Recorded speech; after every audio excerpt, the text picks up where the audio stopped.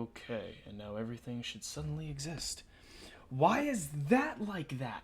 Oh my god. What? Oh, Hang on. Hang on. Hang on. Hang oh, the stream muted. on. Hang on. That's what's going on. The stream is no longer muted. They can hear us. The peoples can hear. Hi, people. Bye. Hello, everyone. We're having technical difficulties right now. Yeah, we're fixing it. We're fixing it. We're Relax, working on it. chill. We're having good funs. We are. There we go. Beep, beep, beep. Now it's what everything is supposed to look like. Beep, beep, beep, beep, beep. Beep, beep, beep. I don't even have my dice out yet. Stress, stress, and more stress. Oh, no goodness, stress. No stress. No stress. Oh, excuse me. Sunday, Monday, happy day. Tuesday, Wednesday, happy day. Saturday, what a day. Even a week with you. Okay, there's that. That's everything. Okay, hello everyone, and welcome to Terribad Tavern. Oh man. This is probably the most technologically not ready we've been in terms of Terribad Tavern, but we're working on it. Okay. I think we have everything. Are you gonna post the mirror later, or are you posting? No, I was just telling the person that had raided into us, like, after we had, raided out, that, like, hey. All right.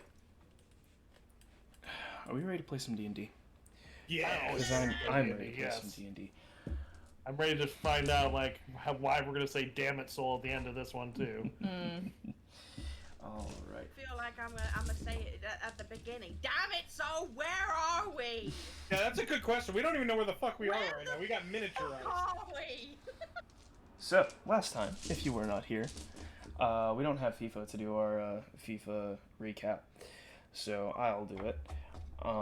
So last time, the funeral for Alan went underway, and then after that, the party went and got the information about the alleged whereabouts to the person they've been hunting, who's calling themselves the Master, and others call the Apprentice.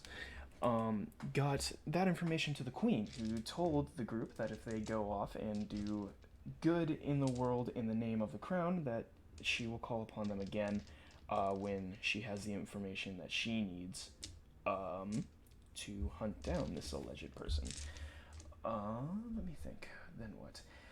You all then went to a nearby town to begin doing some good, where you met an older individual who asked you to partake in a game of strategy. And that is around the time we ended up. So, you all gathered around the table, and as you gathered around the table, the older individual began taking out pieces of clay and set them on the table, and they began morphing, and apparently my camera no longer works. Oh, no. What the hell? Come on now. Rip Alan, indeed. Very worried about Simon. We've been sucked into this game, and my poor little horse ass. Is he a donkey? Your ass? He's a donkey, Yeah, isn't he? he's a donkey. Yeah. My ass is all on his own. Yeah, my fucking camera just doesn't exist now. Maybe FIFA's didn't get shrunk down with him. Yeah, I was so gonna say maybe FIFA's still riding Simon. Eva and Simon are looking after each other. That would make me very happy. Come Alright. on! Great. Cameras are gonna glitch Did you again. see this one in Terribad? Okay. Anyway. So, the person began manipulating some clay and setting them down, the clay pieces on a table, which took form of all of you. He asked all of you to set your hands on the board, and when you all did, he said, "And game, start." There was a flash of light and a bolt of lightning seemed to shoot through all of your backs, and for a moment you could see nothing, and when your vision came to, you all found yourselves sitting around a campfire. You look around and you aren't quite sure where you are. Nothing really looks familiar. It is late at night. The moon is still high in the sky, and the only way that you can tell you are in a clearing of trees is by the light of the moon illuminating the peaks. There are a few tents and boxes and things set up around the fire with your things set up at each tent, assuming you've been here for a while.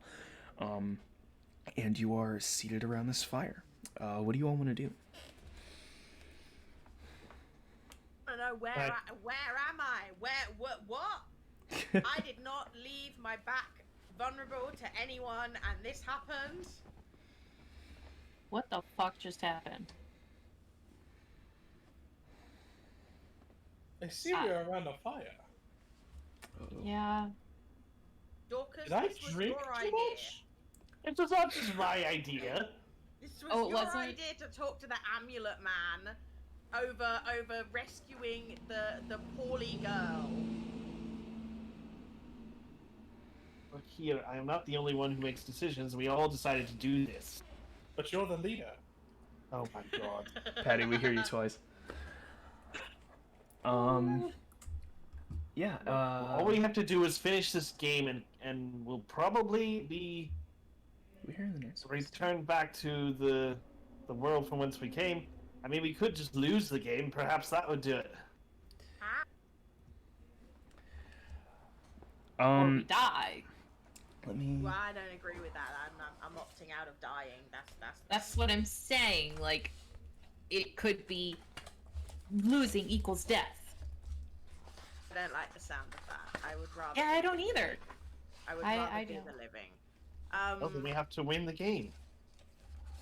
I cannot How do see we any other play? way. Is there any instruction pamphlet lying around anywhere that might give us? And in it, can I go searching around the area for information? Go ahead and make a investigation check. While you do Sounds like that, a good call. Come on! yeah, if everyone wants to make checks, you can for investigation or perception or whatever you think would be best in this situation, and then you can explain to me what exactly it is you're looking Wow, for. I know nothing. I might know something about trees.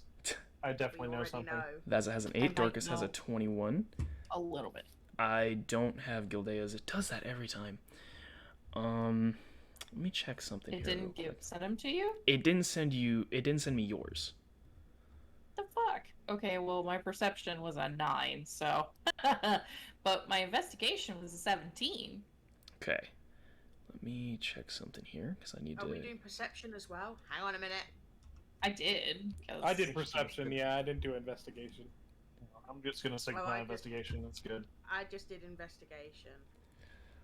Oh, do I even try and do a perception? No. Yeah, I'm, why I'm am I- resisting I the only have urge. Vaza's and Dorcas's. I don't know why I don't have everyone have- else's. Reels. That just came in. That was Let me try refreshing my a page. sleight of hand. No, that was earlier. That was not this stream. There we go. No, I'm no, starting to that get them in wasn't. now. There we go. I see it. I had to scroll down. My bad. Perception 12. Okay. So, Well, I'm not stealing from you all yet. Yeah. I mean, it's very solid for me, but yeah. okay. Let's go down the list. So Vaza, you got an 8 on your Yes. investigation. As you look around the sort of immediate camp and kind of look through this setup and everything, you realize like your tent, your stuff, like your knapsack and everything, this isn't how you set up camp. Like you've lived on the road for a while, you've done this before. This isn't like how you set up your tent, where you set your stuff, how things typically look when you do this. Dorcas, you got a 21 on your investigation. You start looking around, and you notice there are no tracks leading into where you are. So you obviously, no one walked here, no one, you guys didn't black out and were brought here. You are just in this space. There's no wagon tracks, no footprints, nothing of the sort. And then I will give this to Azriel as well because you got a 12 off your perception. You and Azriel together. Hang on, what was it? Gildea, remind me of what you got because it's still not showing up for me. My investigation was 17. Your investigation was 17. Okay. Then I will jump to you first. When you're investigating like your tent and the surrounding area, all of your stuff is still here. Nothing appears to have been misplaced. It's not like you had anything stolen from you. You have all of your items. The boxes and things that are next to the tent have anything that you would have in your backpack. It's just sort of not with you at this exact moment. So you weren't stolen from with whatever happened. For Azriel and Dorcas, you two, as you're doing your investigations and looking around, you both notice something a little off. So, if I am correct, the two of you both have dark vision, right? Yes. You notice that when the light of the fire that is burning ends, you can only see a couple feet past it, and then it is blackness. You're not able to fully see to the extent that you would with dark vision. And as you kind of do a circle around the edge of where the light is, that's a pretty consistent thing that you notice. Let me see here. If all of our stuff is in little tenty areas, are we all naked? No, so you're still dressed. Okay. You're wearing your armor and things. You don't have your backpack on. You and Gildea probably don't have your shield like directly on you. It's probably setting up against that stuff. Why do you want us to be naked? Yeah, why do you want to be naked? I don't. It's just when you said all of your stuff is everywhere and it doesn't look as though anything's missing, I was like, what do you mean all? No, like nothing's missing. Like if you were to take inventory of all of your items, nothing is Okay. not there. All right. So yeah, that's kind of what you guys find with your checks as they are. Yeah. The light is weird. The light? Can you? What do you mean? I cannot see as I normally would. Azriel, can you? No. I want to take a dagger and throw it towards the edge, where the light ends. You want to throw it where the light ends specifically. Yep. Okay. I'll say you can do that without running any checks or anything. That's just something you can do. You throw the light or the dagger to where the light ends, and it sticks into the ground and just rests there. I'm gonna cast Magic Missile. Okay. What are you trying to do? I'm attacking the darkness. Oh my god. Okay. All right. Go ahead and attack the darkness. I guess. With disadvantage because you don't really know what you're hitting. While you do that, I'm gonna ban the spot. Wait, no. Magic Missile is a Okay, then I guess roll Arcana. Okay. Well, look at that. I got a 13. Okay. Seems like a good number to attack the darkness with. So we're gonna go with So magic with that. we're gonna go with this. Azriel, you throw your dagger and then go to retrieve it, and as you're bending over to pick it up, Dorcas shoots his magic missile over you into the darkness. The light of the magic missile stays, and it creates a bit of an illumination around it to the point where you can see the ground below the missile as it travels, right?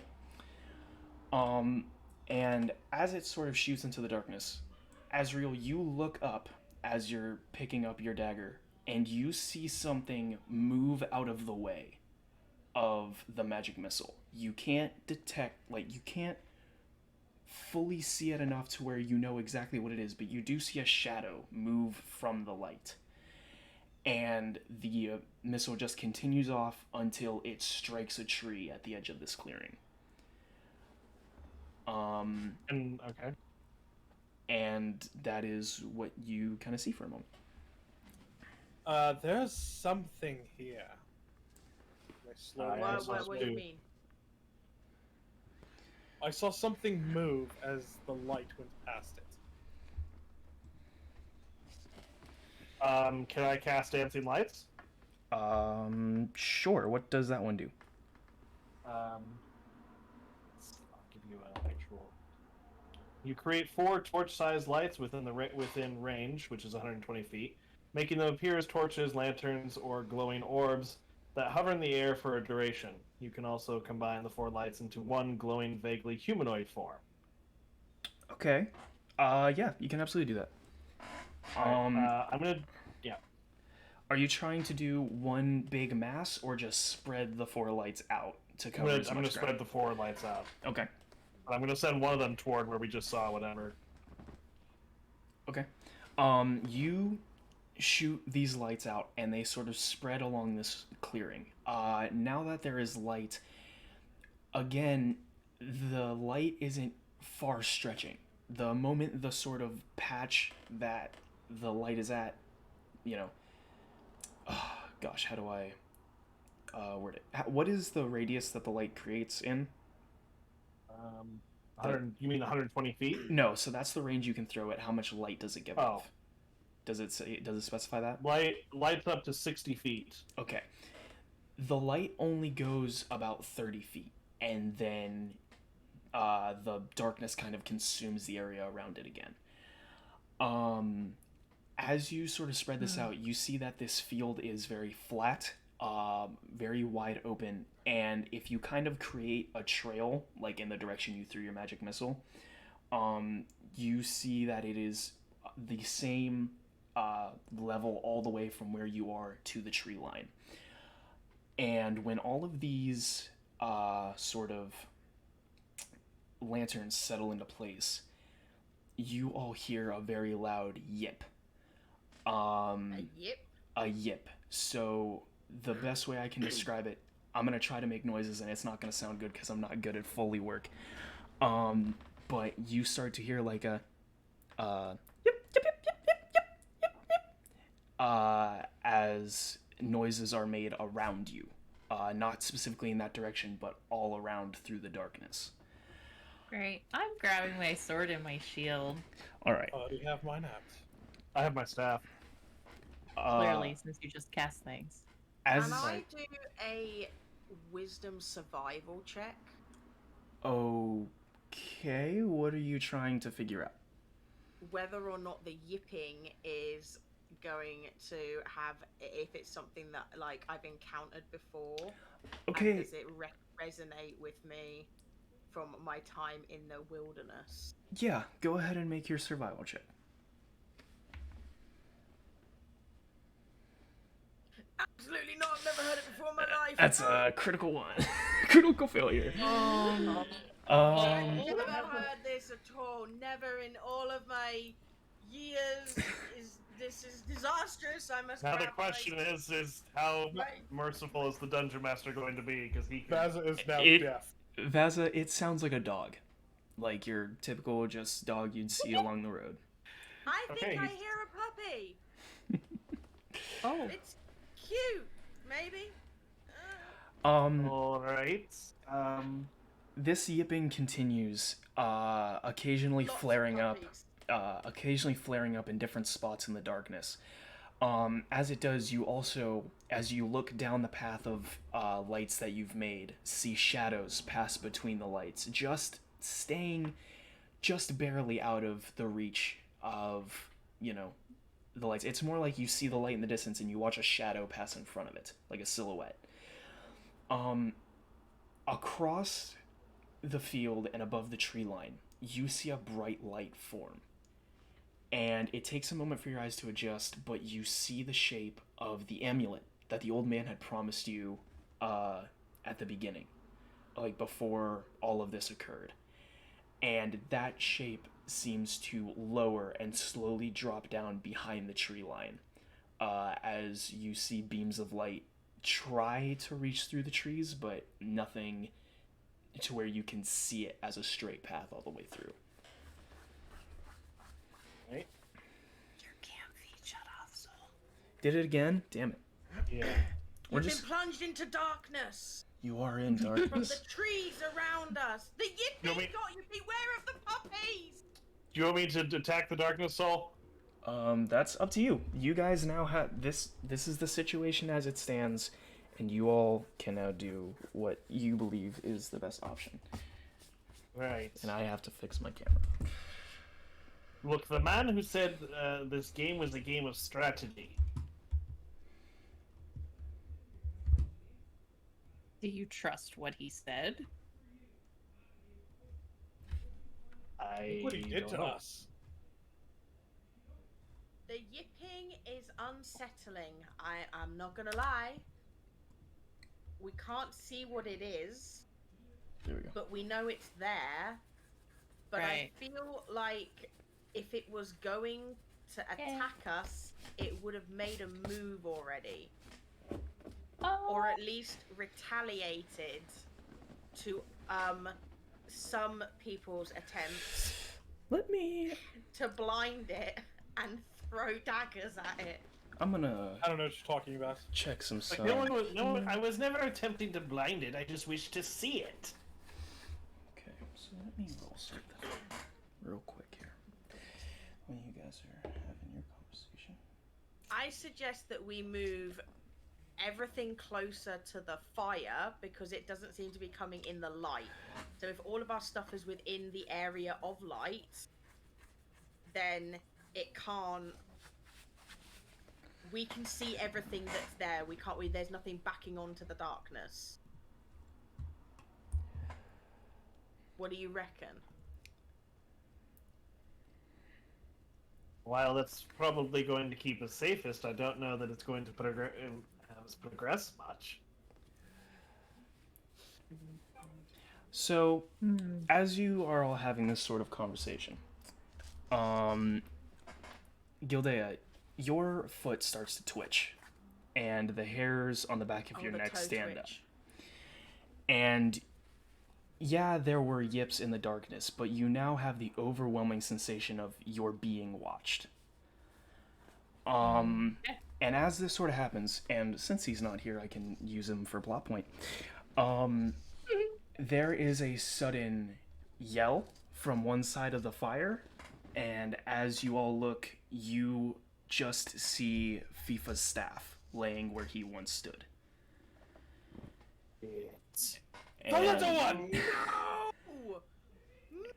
And you all remain here in this fire, and the yips now grow more frequent. I'm going to get the staff. I'm picking up his staff, and I'm searching the ground around where he was. There are drag marks that lead from his spot into the darkness, which is in the opposite direction of where the amulet was. Well, we have to get him. We need to go. My friend. Alright, so do we both go? Or do we all go, or do we split up and have two of us go toward the amulet? So what are y'all doing? Because there is a potential that the amulet wins the game and we're all safe. The silence Aye. is deafening.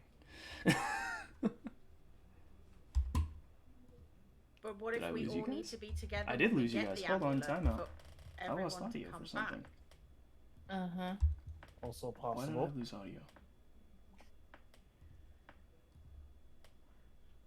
Hello? Hello? I lost audio. Stand by. Oh. Oopsies.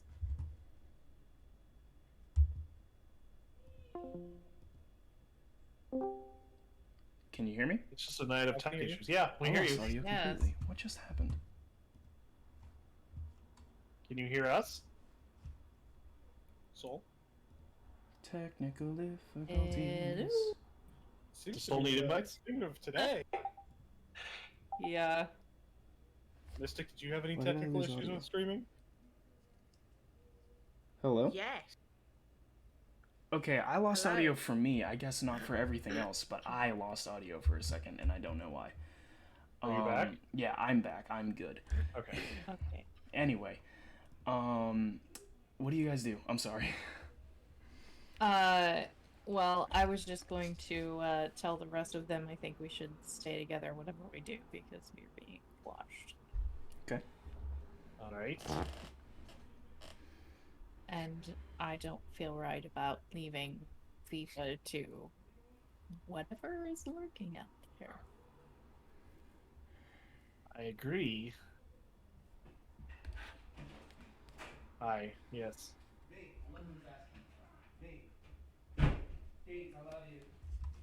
I only hope that this decision is not what will keep us trapped here.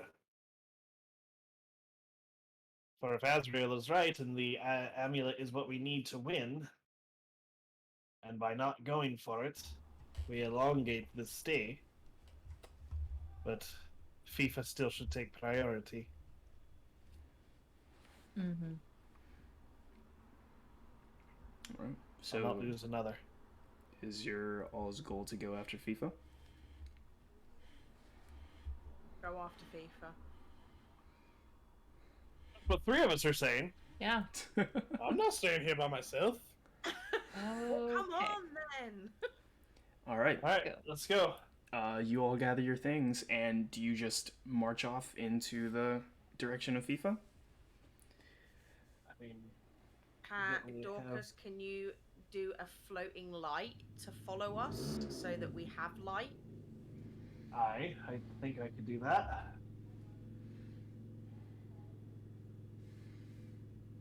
Okay. All right. Okay. So do I need to cast it again, Sol, or could I just like I believe have all the lights come back and like hover over us as like a bigger ball of light? so. Typically, whenever you use that, if you were to use it in combat, you can use an action to redirect where it is, right? Like you can change where it's Okay. at. So I'll just say that this is you guys until you guys actually get into a combat state. It is following you. Okay. So you want to gather up all three of them to make the one big light that. 4, yes. Okay. Oh yeah. I'm all gonna wave four. my staff. So the lights all float back across the field and gather into one big ball and hover over you, and it creates about 60 feet of light. They usually do 60 feet individually, but they were minimized to 30, and now that they're all together, they do 60. And you head off in the direction of FIFA. As you do, you walk for a little while across this field. The yips and things, drawing out and sort of, becoming eerily closer as they go on. And I am going to do a thing here. That's never a good sign. Oh, I know, Yeah, I right? don't like that. Isn't it always great when the DM decides to do a thing? I What don't if you like it didn't? when I don't like it when the DM rolls dice. It's sus. Depends on how many he's rolling. The DM's rolling dice. I'm gonna start drinking. Oh shit, that's not good. Okay. Yeah, roll. Now it's really not good. All right. So We're still fucked. you all, it's not good for me. It's not good for me. Oh. So you all are walking, and these yips are getting closer and sounding louder. And at one point, you come up on an animal. It hasn't appeared to directly notice you, but it is feline in nature, and it is sort of crouched down in this bush that you've come across. And it seems to be sort of panning its head back and forth in a kind of like how snakes will drift their head back and forth. Very similar to that, but it is not looking in your direction. It is looking off in the direction you are headed, which is why it has not noticed you. Does it appear to be stuck? No, it has. When cats do their sort of like low down, they're on the prowl thing, where they flatten their bodies and get as close to the ground as possible. Uh-huh. It's in that position. Okay.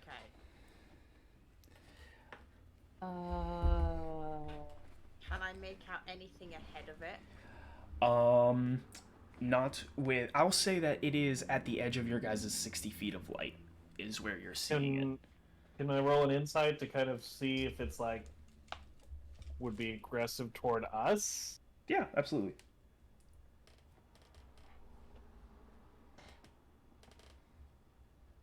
No, probably not. With an 8, you can't really tell. You don't know what it is. Just like you're looking at it and you're still not sure what it is, so you don't know how to read this body language.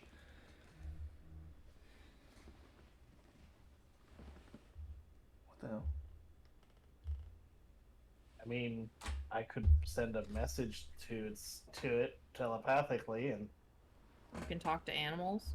not necessarily, but I He's a could. Disney princess. No, but I could perhaps frighten it away with the right.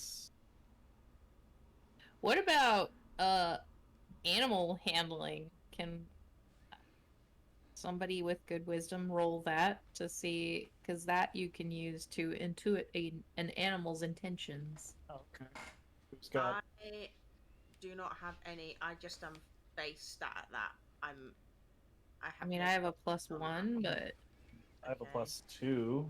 okay, I have the same. Alright. Let's do. okay. Well, that's real. Why don't you try? I think I've got this.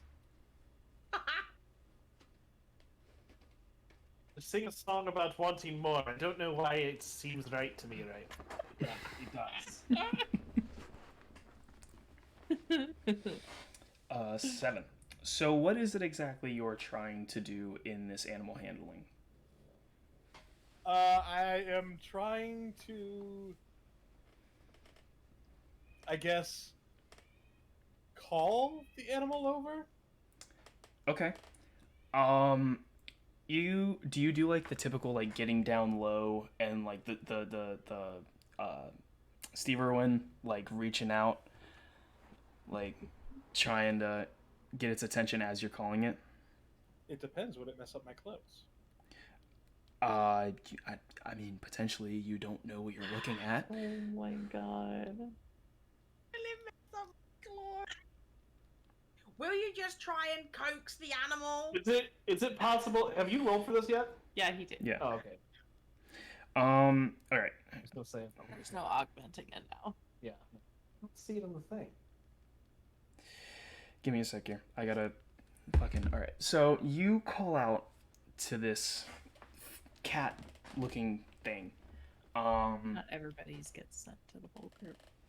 and the head bob stops when you do that, and it looks over its shoulder, and you realize that this cat, if you can call it that, is not on all fours, but rather all sixes.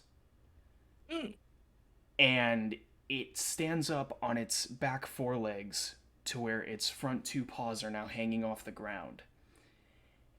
And these piercing yellow eyes look back at you. And for a second, it's almost like it smiles.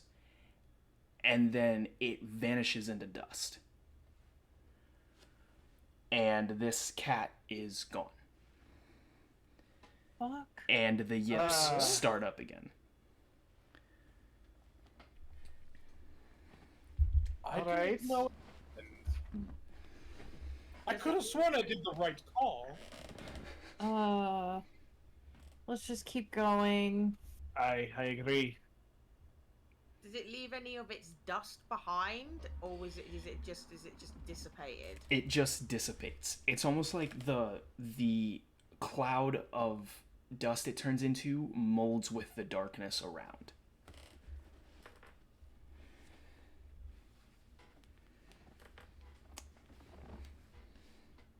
Damn that darkness. Damn that darkness. It didn't attack. So I guess we Oh, no, move fair. in the direction of what cat thing was looking at. Yes. Okay. You all continue heading on, and look. Are you calling out for FIFA or just waiting to see if you come upon him?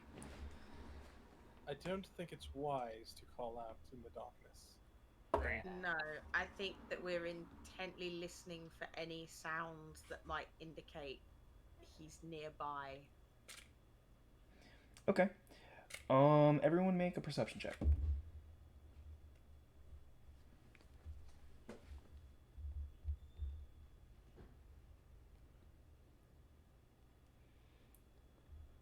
Okay. Okay. Dirty 20. Oh, we all did well there. Yeah, everyone is doing fantastic. 17, 18, 18, and dirty 20. All right. Dirty 20s. The yips quiet down for a while, giving you the ability to listen, and it's eerily quiet. Typically, you hear crickets in the night or the occasional bat, maybe some birds trying to call out, but there isn't any of that. So when the yips quiet down, a silence comes over you that is overwhelming. And you hear the sound of a branch crack just a few feet in front of you, and as you walk up to this, there is FIFA laying in the dirt in front of you, and he's kind of shaking and looking around kind of frantically. Okay, I'm running over to him. Same. Okay. I'm looking around. You run over to FIFA, and the light hovers over all of you, and he is just sort of shivering on the ground.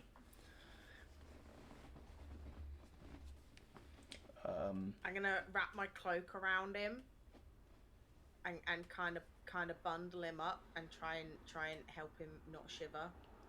Okay. You do that, and he kind of burrows himself into you.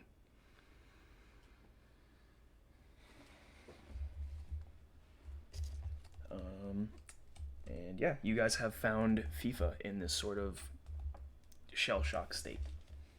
Okay, I'm just gonna pick him up and I'm gonna carry him, and I'm gonna like fashion the cloak so that it's like around like a baby papoose.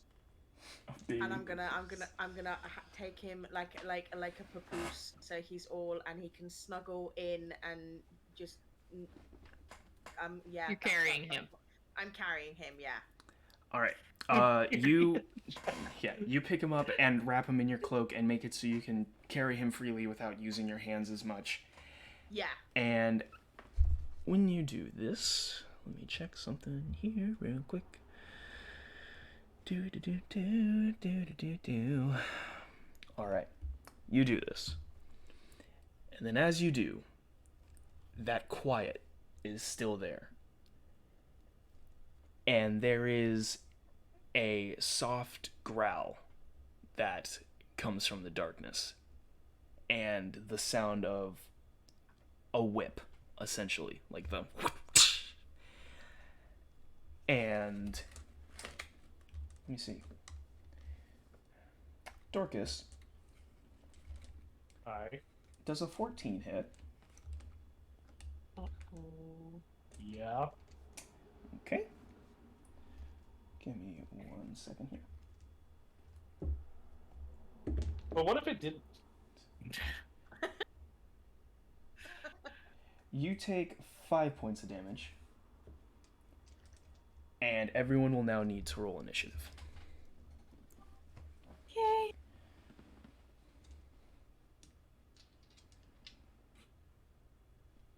Did that one show up for you, Soul? That one did. That was an Oh, insight okay. check, but Oh. it showed up for me. Sorry. Wow. It's okay. Wow. Wow. Wow. Wow. Wow. Wow. Wow. That's really good. You said 5 points? Yes. Ooh, me, oh man. All right.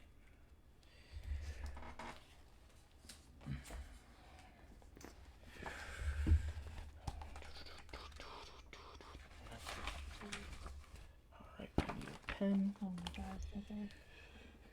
I am not about this very much, apparently. Okay. Okay, is that one showing up? Because now it looks like it's not. Yep. For me, it's 14. Okay. I'm guessing out of Vaza and Azriel, Azriel has the highest dexterity. I'd assume so. That'd be I don't know, what is your... that'd be my safe to assume. 18 is my dexterity. Oh. Does that beat Where's- yours? Where do I see My it? oh god, yeah. Oh yeah, mine's 16. Okay. Dex is my second lowest. Okay. Wait, how do you guys have 16s and 18s? I have a 14 plus 2.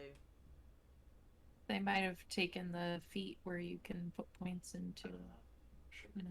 Yeah, you guys are level 4.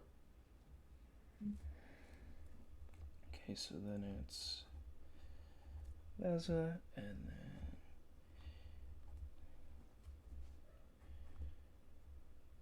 I mean, I have a 17 for one thing, but I didn't take the feat. Was this supposed to... Were my stats supposed to go up at the level? On 4th level, when we just leveled, you were supposed to either get, I think, 2 stat points or a feat. Yeah. Yeah. Okay, I took the feat, that's what I heard.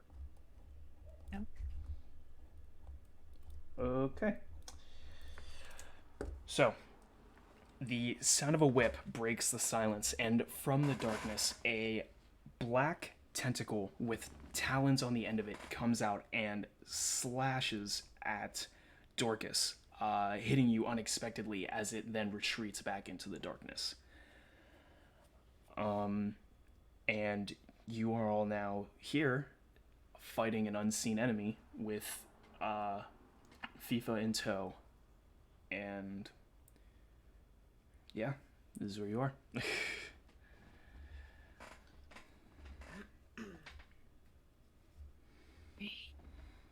First up will be Azriel.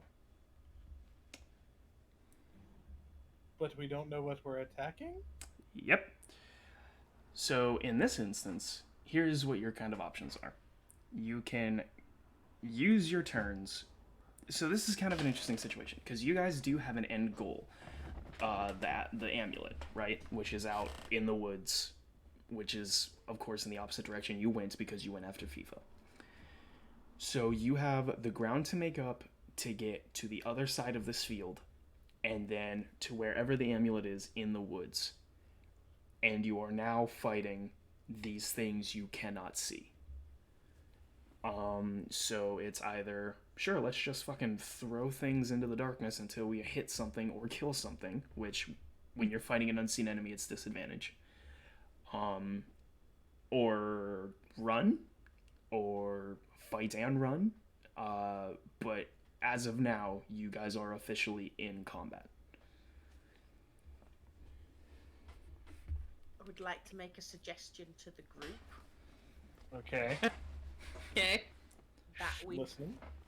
that we form a everyone looking outwards circle, because FIFA is on my back in the thing, and with all of our backs pointed in towards him as we wander through this, and we try and keep eyes out in all areas for anything that may come in our direction, and then we slash at it aggressively if it tries to touch any of us.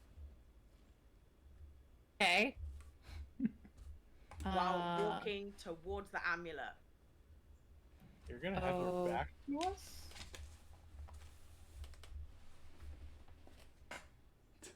Yes. Vaza just realized the hole in her own plan. I have FIFA on my back because I do not trust. I don't expose my back to anyone. However, in this group, he is now on my back, and that needs to be protected. So the three of you must provide your bodies as initial things to get through should anything try and hurt FIFA.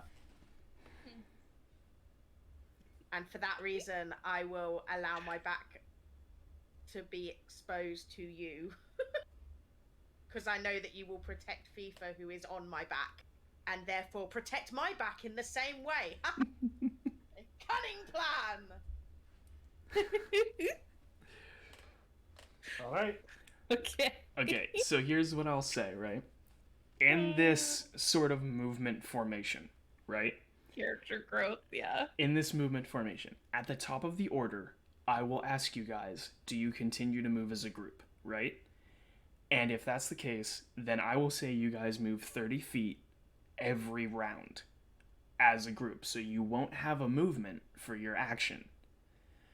Or you can say you want to hold your movement because there's 60 feet of light and you will be one movement behind everyone else whenever we get to your turn. Does that sound like a good way to go about it? Yeah. Okay, Yeah. so at this moment, at sort of what I guess is the top of the order, minus the attack that already went through, everyone is moving as a group this round. Okay. Okay. All right. Azriel, it is your turn. Are you just moving, or do you want to attempt to do something else? I would say we should move for now. Okay, so you're gonna wait on your attack. Correct. Okay. Vaza, same question.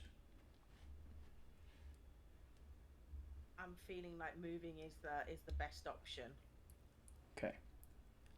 Gildea, you gonna do anything else or just the movement? You lost Mystic for a second.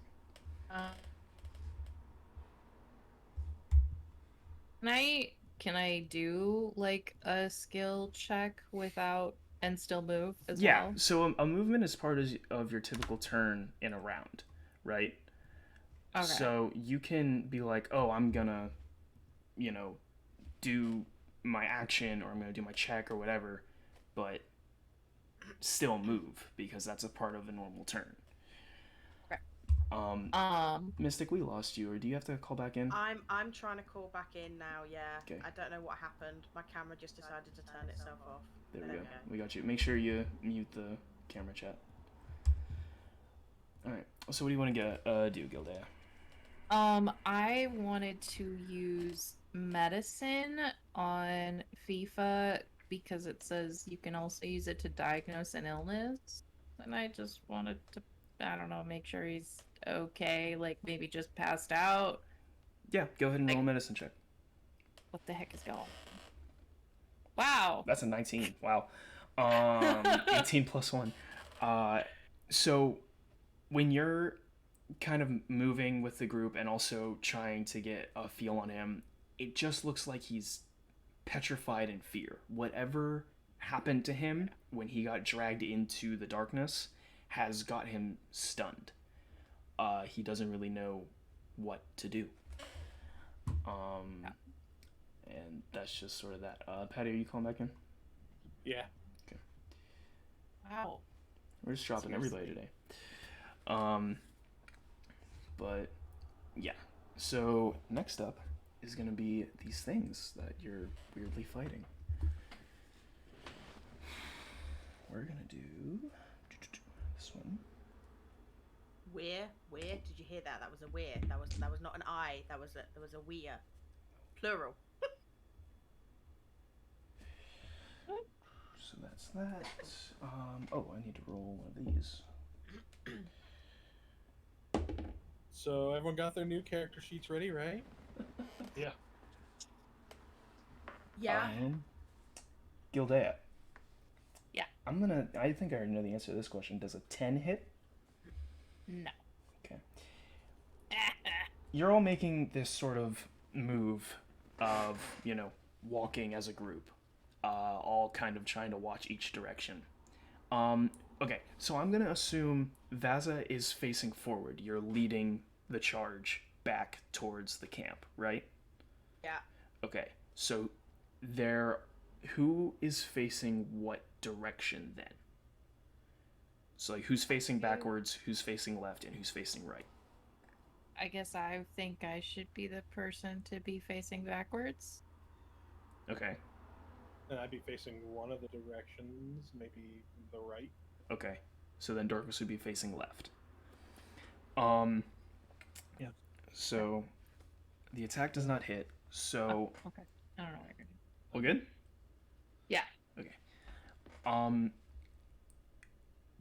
Gildea, you're taking your back steps, and then from the edge of the light, one of those cat-like creatures seems to step into the light for a few moments.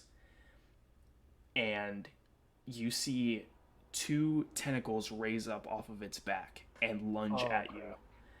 And when they do, they sort of nick off the edges of your armor, and the cat kind of looks surprised and then darts back into the shadows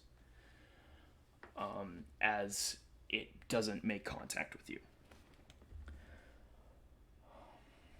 And then we have the next one up, which is that. All right. Oops.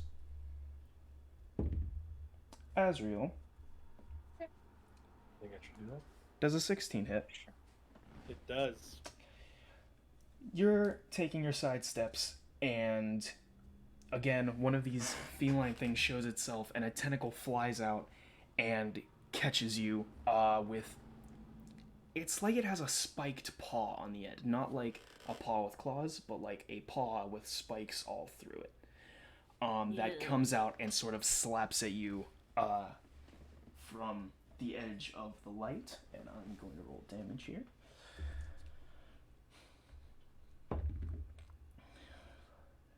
Nine points of damage. Oh. So that is that. Dorcas, your turn. Boy. Okay. So, can I actually see anything to attack? As of right now, you cannot see anything beyond what the light shows now.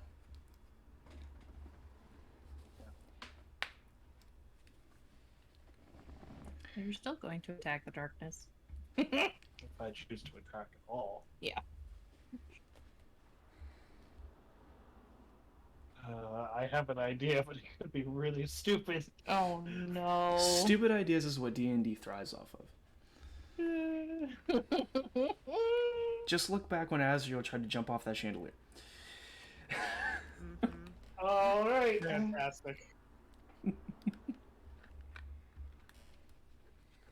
Well, give it a shot. Okay.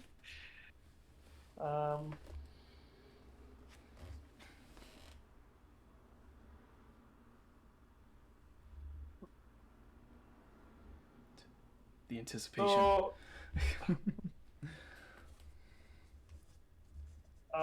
Intensity. I am going to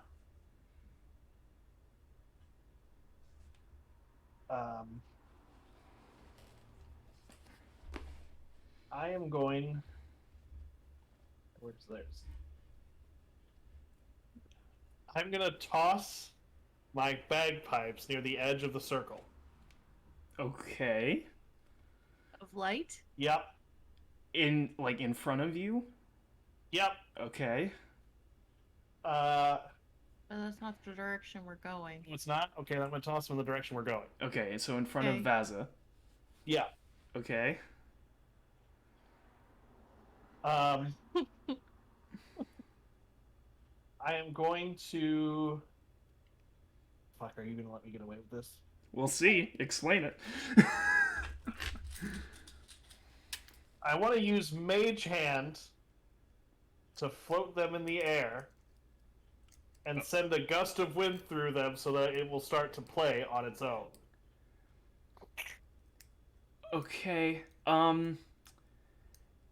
I'm guessing Gust of Wind is a spell. Yeah. So that means you'd be casting Mage Hand and Gust of Wind, so that's 2 on 1 turn. That's 2 actions. Yep. Do you have 2 actions? I don't know, do I? How do I know that? Could Mage Hand be a bonus action in your spells? Can I it? mean, it is a cantrip. Okay, but that just means you can cast it as many times as you want. It says I only get 1 attack per action. I'm not trying to attack him. Okay, I see what you're trying to backdoor here. You don't have to let me do it. I don't have to float it. I can make them No. play without floating it. I'm just trying to make it look more impressive. No, I like it. And I think I'll let you do it, considering Mage Hand is just a cantrip and you won't be really wasting spell slots. Okay. Alright, yeah, I'm gonna give that to you. What exactly is your goal here? Put on a show. So To you're, entertain the things in the darkness. so you're trying to cause a distraction. Yeah. Alright, cool. Go ahead and roll. You don't have to roll an attack with gust of wind, I assume. Correct. Yeah. Okay. So do you want me to roll an Arcana? I want you to roll a performance check Okay. to see How tuneful how are your bagpipes? yeah, to see how convincing this is. So I wind up my staff, and He's got a +4 on performance. That is an And I go- 18 total. Ventas Sorbitas, and I put the wind through my bagpipes, and they start to play all on their own while floating up in the air. All right. Yeah, 14 + 4. There is okay. You throw the bagpipes out and use Mage Hand to make them float in the air and blast air through them. And there is a loud, because you're not pushing any buttons or controlling the airflow at all. Am I allowed to do that with continued use of Mage Hand, or is that just to float it? Well, you need two hands to play Yeah. a bagpipe. Yeah, you do. So because there's no control, there is just a loud, deafening sound of bagpipes screeching. And that just exists now. And you hear some yips out in the darkness, but it's hard to over the intense sound of bagpipes. Yeah. That's what I do. That's my turn. Okay. We go back to the top of the order, and before I start going down the list, everyone's continuing to move. How far Yeah. away is the Yep. amulet? So you can't tell how far the amulet is, but at the end of this movement, at the end of this round, you will all be back at camp. And then you have to go from camp to the tree line, and then there is no telling what lies beyond that except the amulet and its direction. Yay. Okay, so everyone continues moving? No one For wants now. to hold it? Okay. So now, at the top of the order, we're going to do this thing, which... Alright, let's see what we got going on here.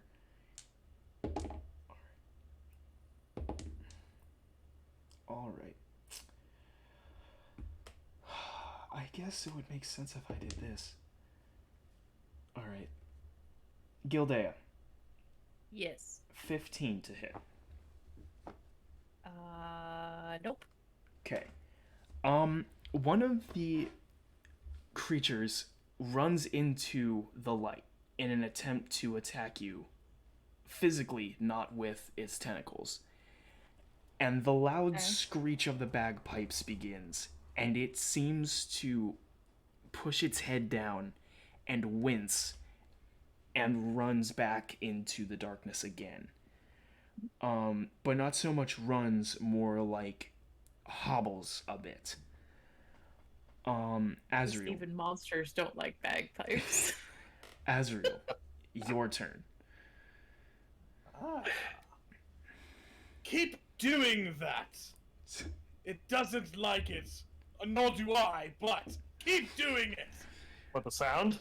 Yes. So, no attack or anything, just keep walking. Yep. Okay. Vaza, anything you want to do besides walking? Mutter under my breath, what on earth is this? And side look at Dorcas for tickling my ears, but I appreciate that it made the weird feline thing run away. So we gotta keep going, guys. Come on. Alrighty. Gildea, anything you want to do? Shit. I mean, I can't attack anything because So doing the movement, you right? no, so you That's can what we- attack, but it will be at disadvantage, and most likely it will have to be at range. So you could throw something, like Vaza can shoot a bow, so it could do that, but at disadvantage. That's Do sort I of even have like a ranged? Oh, apparently I have a dagger. okay. But I could don't You could throw have a way that to get it but back to me. Yeah, you wouldn't be able to really get it back. Okay. I have a javelin too. Once again, has to get it back. Yeah. I mean, honestly, like. Okay. Well, it would also be like an action to swap out my weapon, right? Yeah, I suppose. Okay. I guess I thought that was how we had played in other campaigns. So I'm gonna swap to the dagger, because then if I want to throw it because I can actually see someone, then I can. And I don't really care if I don't get it back. Okay. Well then, in that case, we'll move on to the next creature. All right. So this one is going to go after. Let me roll this. God, if I could pick it up. Okay, Vaza. And it's rolling at disadvantage.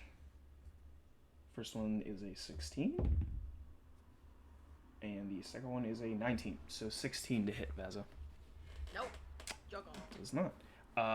Again, one of the creatures runs into the light in an attempt to an attack, and the very loud noise seems to make it recede. Next one is going to be after Azrael with disadvantage.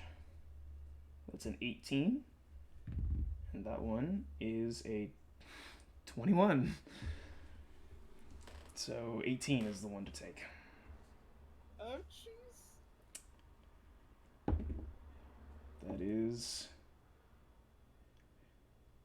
That is 9 damage.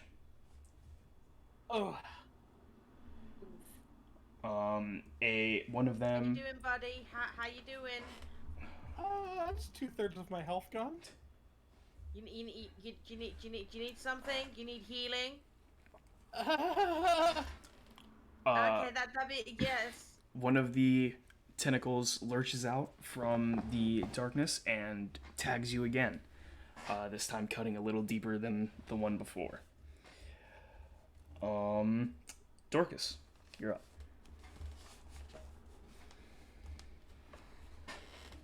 Okay. Roll something here. Damn, this didn't do what I thought it did.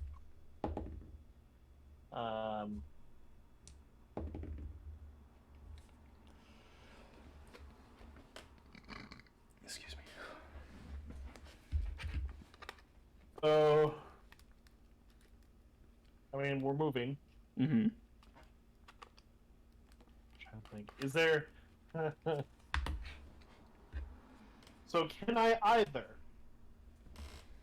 double down on what I'm doing and actually make the bagpipes play something, or can I add dancing lights to the show? Yeah, either one, I guess. Either one. It kind of depends on you. And the roll. And the roll, because this is fucking interesting. Or I could add in a Prestidigitation. Prestidigitation, yes, that. Prestidigitation. Is that a word you can say, Mystic? I can Prestidigitation. Hey. Hey! I could add in. I could add in an odd odor to further offend them. Oh my god. I'm just trying to decide how I want to do this. Well, they already don't like the sound that's coming, right? Right. Yeah. So I should probably just leave that alone. Because they already don't like it, which is good. So yeah, prestidigitation is... Let's do that. Okay. So I am going to create... I'm going to create an odd odor around around us. Okay. You do that. Maybe the wind could also carry it out a little bit. Yeah, you send out a slight cloud from your staff that sort of surrounds all of you, and Oh my god. it doesn't smell the best, but you create an odd odor. The stinking cloud. Stinking cloud! Oh my god. All right, is that what you got? What I got? All right, you all reach the campsite. You are back now at the campsite. And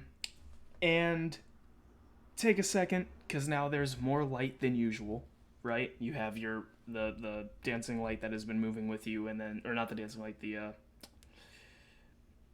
was it dancing light that you cast? No, No. it was your new thing you got. My You- new thing that I You got? cast Yeah, a light wasn't that it? was coming with you. That was dancing lights. That was yeah. dancing light. Okay. Oh. Yeah. So you had dancing light following you, as well as now the campfire, right? Yeah. So Stinky cloud. FIFA Bagpipes. FIFA sort of stands up out of this little baby Bjorn that you've made him, and raises his staff up.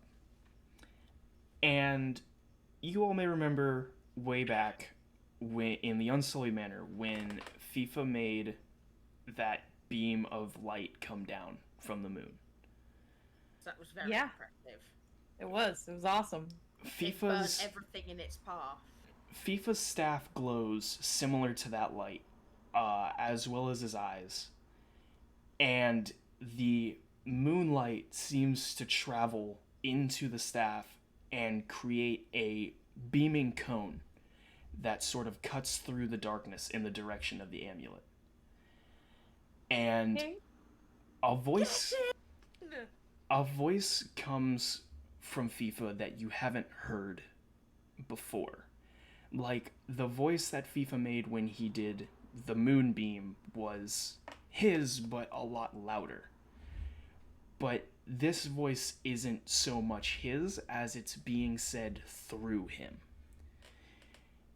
And it just says, "Go," as this cone of light breaks the darkness and you see these shadowed figures dart out of the way of the light. Yeah, okay, let's go. You see a path straight from the camp to the tree line. Yeah, let's go. Can we all just sprint for it? Yeah, if that's what your all's plan is. Yep. Yep. I get the sense that it was said with like a go with an urgency. Is that Yes. okay? We running. Yeah. You all Running. take off. Nice. The light from Dorcas's spell illuminating all of you so you can see directly in front of you, and then FIFA's Creepy, light, stinky cloud. the cloud with you all, the beam of light that's shooting to see the tree line. You all take off Bagpipes. and break the tree line and make it into this forest. It is very dense. The light from the beam is now broken up and it is difficult to see, but you can see the light coming from the amulet still beyond the trees. Okay. And the yipping now becomes louder and more demanding, it seems, as your sprint is halted, as one of these felines jumps into the beam of light that FIFA is creating and gives off a loud roar as another comes from behind and enters the light now, seemingly unafraid of it. And then you Possessed. hear the yips of another one sort of coming from around the darkness. And you all are now standing with one on each side of you and another sort of amongst the darkness somewhere. So is it like one in front, one behind, and then one just circling? Yes. Would that be kind of it? That would be the best way to explain it. Okay. And I will say, now that you can see it in its fullness, if anyone wants to make a wisdom check to see if you know what this thing is, now that you can fully see it, you may. Wisdom check? Yes. Yes, please. Oh, okay. Yeah, I would like. Dorcas rolls a fucking 21! I'm a wizard. Wisdom is kind of my thing. It's true. Well, intelligence is more your thing, isn't it? Well, yeah, that is too. But I mean, they're both pretty high. Oh, I see. That's a roll of 20. Fucking- was that a nat 20? That is a nat 20. All right. And we're gone. Let's see. What's gone? Oh, come on. I don't understand why we're having so many difficult. This is what happens when we don't have our tech goblin doing the things. Tech goblin. We miss you, Tech Goblin. We do. We Are you gonna change your name to Tech Goblin? we stan a tech goblin. FIFA is not only possessed Oh no. in the D&D campaign, Oh, we got but kicked out of the also call. We Okay. possessed in the tech. Yep. All right, go ahead and call back. But I will go into this explanation while you guys are loading back into this call. So you all look now at this full thing that is gigantic. Whatever you saw originally was obviously not this. It is similar, but it is significantly larger, the size of a person, just on 6 paws, parallel to the ground. Let's see here. Who got what? Gildea got a 6, Azrael got an 11, and Vaza and Dorcas go nat 20 and 20. 21, actually. So, Dorcas, you've read about these. You've seen them in school. They were used as a magical sort of, hey, this is what this is, and this is how you identify magical creatures. This is something that is only supposed to exist in the Feywilds. It is a displacer beast. One of the most furious and apex predators of the Feywild, so much so that they tamed them to hunt people. Vaza. Know any weaknesses? Let me see here. 21. Don't forget to mute yourself in the video call. Yes. Yeah. If you had to come back in, please mute yourself in the video call. Sorry, guys. It's all right. You aren't sure about weaknesses. However, what you do know is that they can create a fake vision of themselves. It can make it look like it's standing in front of you, and when actuality it's a few feet away, waiting for you to get distracted. So that is what you know. Vaza, you got a nat 20. You've seen one of these in real life, in the wild. A mistake passing through the Feywilds. Perhaps you fought it and had a mere brush with death. Maybe you saw someone fight it and saw just the ferociousness of these things. But the idea of something that can disappear because it was never actually there is something you have watched it do and have experienced fighting it. So that is what I will say with your guys' wisdom checks. And now we go back to the top of the fighting order as the one in front of you all is going to attack. Big thing in front of us all? Huh? Wait, so there are how many things are here? 4? 3. 3. So there's One one of them being the big thing. One of them being the very large one in front of you. One of them is behind all of you. So if you were looking at it in the direction you guys were walking, there is one in front of Vaza, one in front of Gildea, and then there is one that it is hard to find out where it is because you hear it yipping and moving around you in the darkness. With the light shining through the trees, you maybe catch a glimpse of it every now and again, but it's hard to discern where it is. Guy, can't trust your eyes. These things disappear in like that. You can't trust what you see. It might not be where you think it is. She's right. That is a 3. What about her ears? You can't trust your ears. It can make itself appear. Can I? The making itself appear is only an image. We Illusion. can trust our ears. We can trust our ears. Okay. We can good. trust our ears. Use our ears to figure out where it's actually pacing. So can we hear it actually where it is in front of us? So the one in front of you roared. The one Oh, so behind it's you, there, yeah. the one behind you jumped in from the darkness, and then the third one you hear moving around. Well, the one in front of us is the only one that is Make the one sound. that can copy itself, right? No, The Can big it one. create So- more Well, they than can all one do it. all of these things, now that you've seen it, you can discern you are being hunted by displacer beasts, So the only one we So- heard was the one in front of us. and the Yes. one circling around. You can hear it moving and circling making around. noises. Okay. So we know So those two. when they do an image of themselves, can they only make one other image appear, or is it multiple? One other image. One other image. Yeah. Okay. There's 3 of them, so Yes. So we could have 6, or we could have 2. So the first one is going to attack the one in front, the person in front of it, which is Vaza. It is a 3 to hit, which I imagine isn't going to do anything. You feline little crapper! Don't touch me! It attempts to throw one of its tentacles at you, and it sort of just bounces off of the armor you're wearing, and is unable to. You are wearing chainmail now, right? Yes, I am. All right. It just sort of, slashes off the chainmail and does not make full contact with you. Azrael, you're up, and Vaza, you're on deck. Sorry, can I have a recap? I was talking to my kid. You're good. So, you broke the tree line, and you are currently within the forest on your way towards the amulet, right?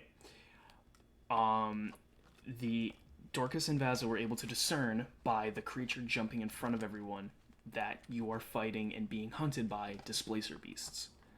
Vaza and Dorcas let everyone know that you can't trust what you see, but you can trust what you hear. There's one that jumped out and roared in front of Vaza. There is one that jumped out from the darkness in front of Gildea, which is behind the group. And then there is a third one that you can hear moving around, but you're unable to discern where exactly it is.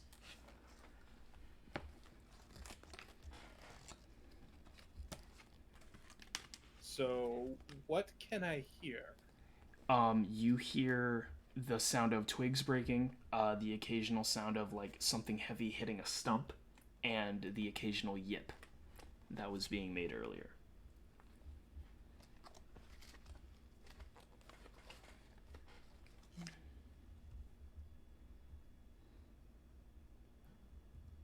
Are the bagpipes still around, or were those left behind?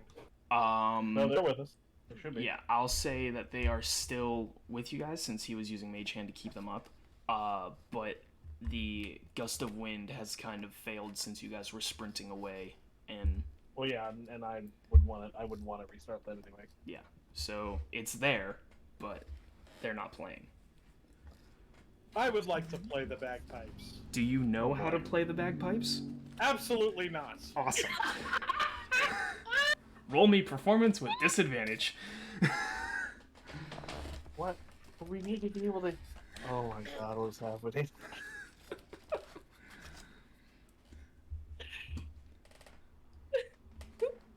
suppose they didn't like that, so They didn't, so maybe we'll hear them, like, making noises of The first one is pain a or whatever. the first one is a 13. not. That's going to be the one good. to go with, because the other one's better. Is it? Yeah, it's a 17. You Yep, get it a is. 13. You pick up the bagpipes, having never played them before, and attempt to play them in a way that would distract these creatures.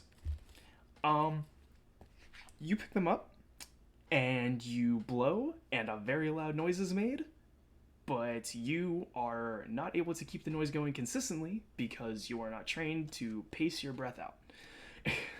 So it's more of just like a instead of a long-winded noise. Okay. Yeah. So that's Are Azrael's you wanting doing. to correct how the bagpipes are actually played? I'm just saying, that's like, it's not like a wind instrument. It's not the same as a wind instrument. But you blow into it to create air in the pocket. You blow air into the bag, and then you squeeze the bag to make the air Right. come out and make the noise. He doesn't know that. But Azrael doesn't know how to play them, Okay. so if he's holding them and blowing into it, it's kind of filling the bag, and then occasionally he's squeezing it, He and might the get air's a coming squeak. out. Yeah. Yeah. And it makes a fart noise. So we have a farting bagpipe with a stinky cloud. Essentially. God. Vaza, you're up, and then Gilday after.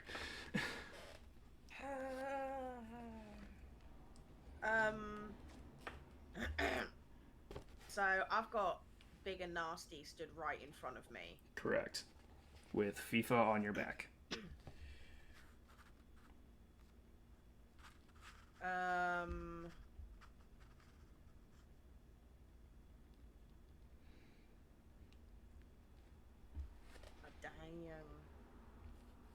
What do I want to do?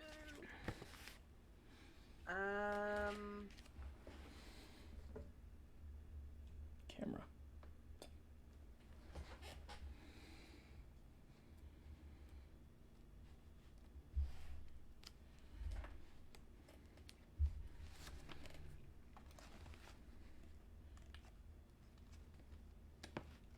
No pressure. You just got Can I- back in your hands.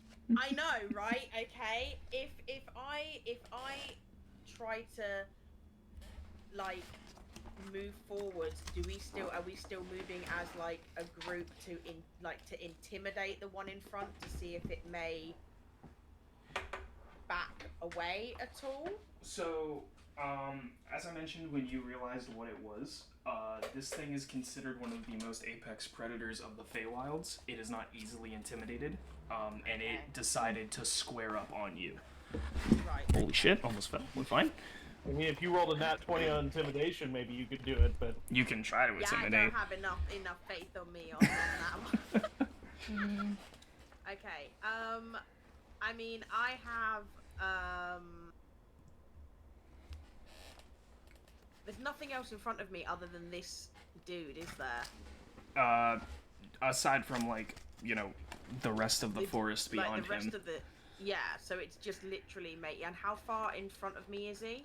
I'd say he's about 10 feet in front of you. 10, 15. I think I want to go with breath weapon. I have 30 feet of range on that Okay. lightning, and just see if I can try and electrocute the little bastard. Very well. Go ahead and roll your attack roll for that. Please. oh, I didn't mean to Oh. do that. Does breath weapon automatically hit? Yeah. Holy shit. I didn't know that. Isn't there a saving throw attached to it? Yeah, is there a saving throw? Yeah. There is. Is there? What do I need? Which one? Here, let me see here. On mine, it's I a feel like I'm blind. dex. It's a dex saving throw. Yes, it is. It's the same on mine as well. Okay, dexterity saving throw. What do I have to beat? 11. 11. Okay. Let me see something here.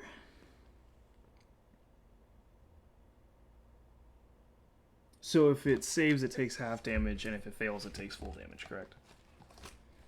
Yep.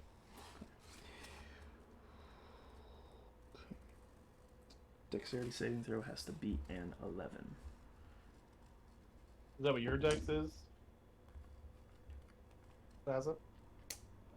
Matter what hers is.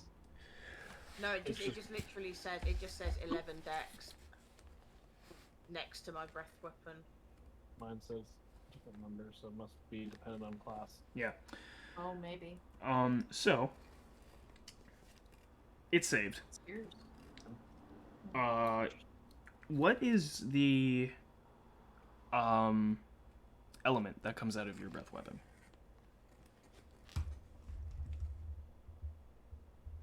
Lightning, isn't it?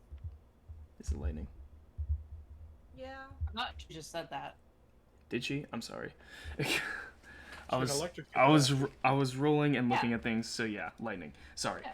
Anyway, you breathe, you take a deep breath, and the scales on your throat start to glow bright blue, and you take your breath, and lightning shoots out from you and strikes this displacer beast, and it recoils, and the lightning seems to surge through its fur as it kind of shakes like it's trying to brush off water, and it just sort of looks back up at you and growls deeply.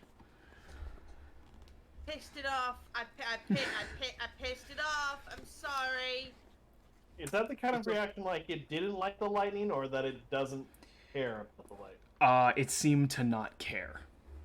Like the smoke and things sort of, steam off of it, and it just sort of shakes like a dog trying to get the water off of it. But does it like my musical prowess? Gildea, you're up. And then it's going to be Displacer Beasts, and then on to Dorcas after a couple. Hey, I am going to attempt to attack the one that's facing me. Okay. Because that's the one that we're still questioning on. Is it real? So I'm going to throw my dagger at it. Okay. Oh my god. Wow. Excuse me, an 11. Let me see. 11 does not hit. Great. So you throw this dagger out, and it seems to just pass straight through the Displacer Beast as it poofs to dust. The beast Yes. does? Yes. Okay, so it was fake. And Awesome. the dagger sticks into the tree that was behind the beast. Okay. It is Um, because it was fake, right? Not because it was like moving elsewhere. No, because you hit it and it just sort of went pop and vanished, and then the dagger strikes the tree. Can I also equip another weapon, or is that too much? I'll let you equip another weapon. I'll let you grab something else out. Cool. Because, yeah. I want to get out my javelin Okay. instead. Alrighty. Now, are you equipping just the javelin, or do you have your shield of return on as well? I have my shield out as well. Okay, so you'll only You can throw your shield. you can. I could throw my shield. Dang it! You- Duh! You can also you will only be able to do one-handed attacks with your javelin or throwing it. If it has like a two-handed attack option, because you're holding your shield, you won't be able to do that. Okay. Let's see. We are going to do a Displacer Beast. One of the two that is currently unseen. Okay. Vaza. Does a 16 hit? Nope. A Displacer Beast jumps out from the shadows of the trees and tries to take a swipe at you, but you are able to duck under it as it goes over you. It goes from the right to the left, so it is now between you and Dorcas as it misses and catches itself on the ground. Next Displacer Beast.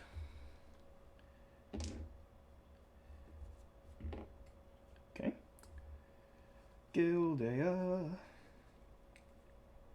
Yes. Oh, I know that doesn't hit. 5.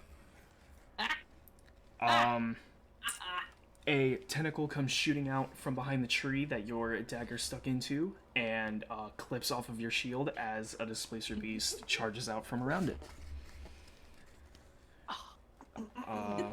Dorcas, you're up. Am I? So the one that was in front of Vaza was Yes. bigger, right? It's a little bit bigger than the other ones. Would that lead me to believe that it is more powerful, or it's just bigger? With your 21 of knowing about Displacer Beast, I would say you would assume that in a pack this would be its alpha. But you couldn't surmise that it's more powerful. It just sort of leads this pack. Well, cut the head off the snake. Right. Try and do this. Oh! Chromatic Orb. Nat 20 on the Chromatic Orb roll. Okay. So, yeah. Which one are you attacking? The bigger one? The bigger one. Alrighty. Go ahead and roll your damage. So, what did we decide? We're gonna go with what the game says, because for some reason, whenever I describe it... Yeah. We get confused whenever I try to say my way. So, 8d8? Holy fucking shit. And this is fire. Fire damage, okay. So, I'm going to strike my staff on the ground. I'm going to point it at the Displacer Beast. And a ball of white fire gathers at the tip of my staff. And I say, Fuego! Fuego. 49 damage! 49! I think that's the most damage we've had in our entire game. Yep. Aside from like a miss roll that happened at the very beginning. Okay, let me do some calculator stuff because I'm not good at fast maths. Holy shit. Okay. You send this orb of fire, white hot fire, at this Displacer Beast. It is not expecting it. And as it strikes, you see the tentacles that are coming off of its back sort of recoil and like try to push their way onto the back of the Displacer Beast. It lets out a roar, and its fur ignites for a moment, and it sort of shakes itself and thrashes around until the fire dissipates, and there are large char and burn marks across the Displacer Beast's body. But it is still standing. 49 damage didn't kill up. 49 damage did not make it keel over. Is it bloodied? Is it... It definitely is hurt. It is not bloodied, though. Wow. Wow. Wow. Okay. Wow. Next Doesn't like fire, though. We know that. is Yeah. that Displacer Beast, and then Azrael. You'll be up next. Wonder who that one's gonna attack.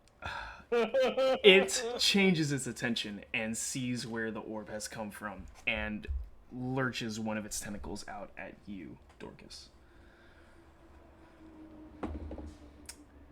11 to hit. So that would be a tie normally. However, I have a reaction spell, Okay. and I will use it It says when I'm targeted by an attack, I can use this. So I put my staff on the ground again, and I say Diffidarius, and a shield forms around me and adds 5 to my armor class until the start of my next turn. All right. So the 11 does not hit. It lurches out, and you slam your staff down, ready, and it sort of just bounces off the shield that you've created around your body, and it looks very agitated when the connection is not made. Azrael, you're up, and then Vaza. Well, obviously this isn't working. So I'm going to leap at the very hurt big one and try and stab it in the face. Okay. Is leap like an action, or you're just going over, jumping at it, and trying to stab it? I'm just running over it. Okay, I'm just making sure that's not one of your... I mean, I have to jump at it. I mean, Of course, yeah. Stabbing it. Go ahead and roll your attack.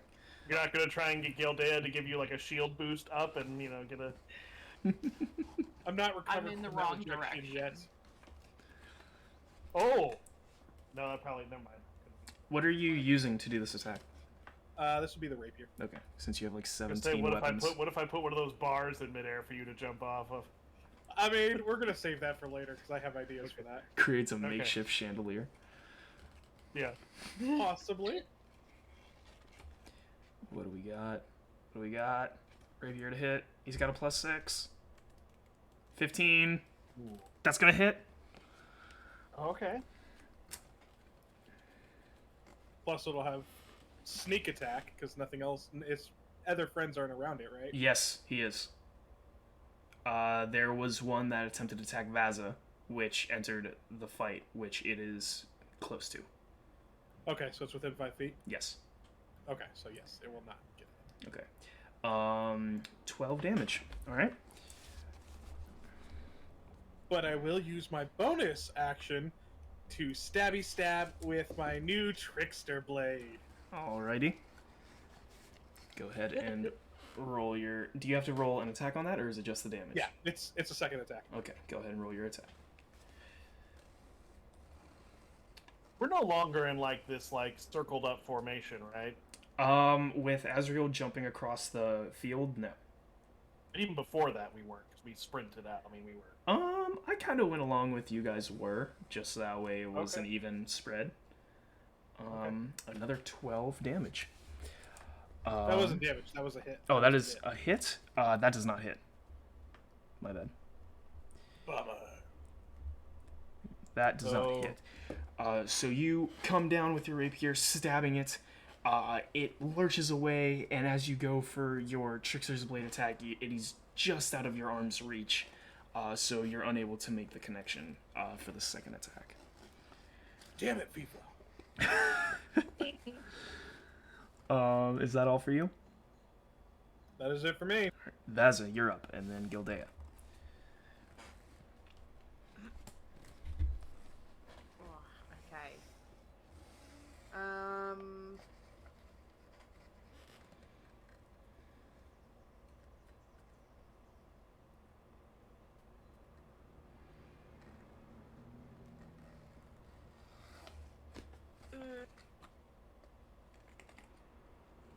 I've still got big one in front of me and then one on the left of me, haven't I? Yes.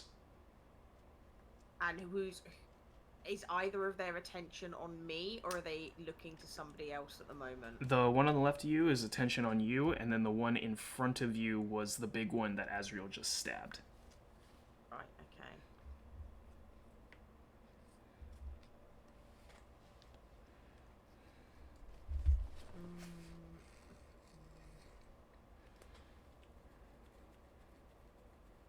How close is the one next to me?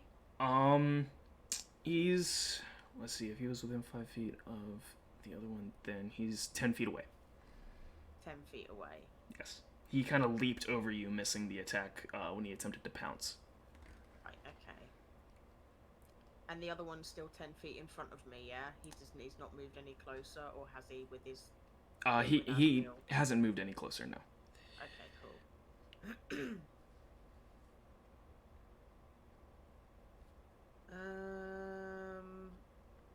I would like to use my longbow. Alright. and I'm aiming it at the big chonky chonkerson guy. All right. And I'm gonna go with. Hang on, what have I got here? Yeah, what have I got? I don't think I have heavy range arrows. No, I don't. I just have normal. Okay, I'm aiming. I just want to hit him. All right. That's all I want to do. Just please. I don't think you've hit anything with your longbow yet. That's a 21. Kidding!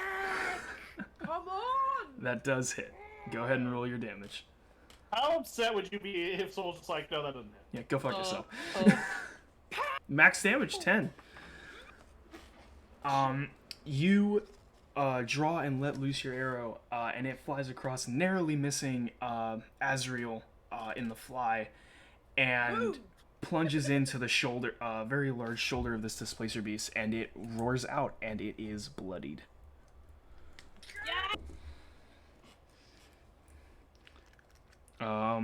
Is that all you've got?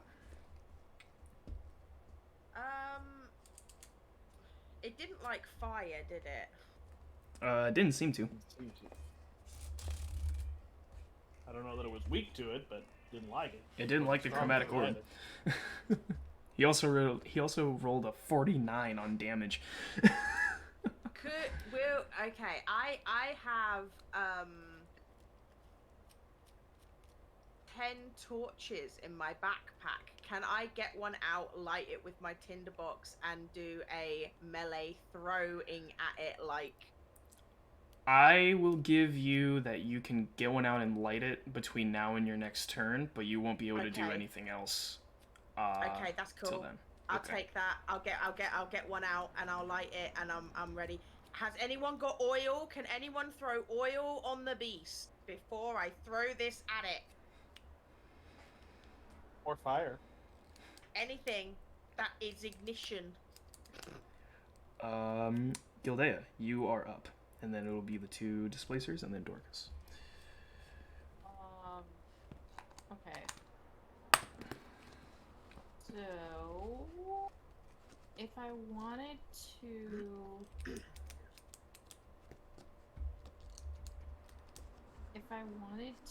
use my shield to attack, what would I be rolling for that? Let me pull up the thing that, oh, like what would be your modifier? Well, do I just, I don't know what to roll to attack with, because there's no... Oh, you didn't put it it's into not in your... my it's not in my actions? That's weird. It should have been put in as a weapon when we did the You have to thing. custom make it. Okay. I don't think we did that. We talked about, we have to still do that. Yeah.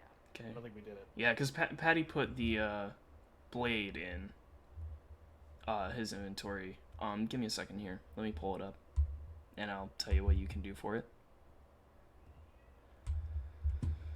Okay, let's see what we got going on here. Shield of Return.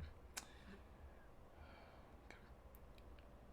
So here's what I'm gonna have you do. Roll a d20 plus your strength modifier. Okay.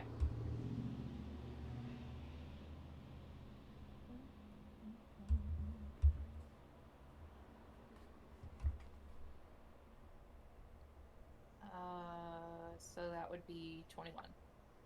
Holy shit, really? It hasn't loaded for me yet. Why does it take so long to load? I'm the DM. Why does it take so long to load for me? Suspense. Good storytelling, I guess. I guess. Okay, but it's a 21 in total? Yeah. Okay, so oh yeah, you got an 18. Okay, so that is gonna hit. And then you roll. Let me see what I specified. Okay, so on a that part was in here. yeah, on a successful hit, it does 2d6 bludgeoning damage. Or it can hit 2 enemies within 10 feet for 1d6 each.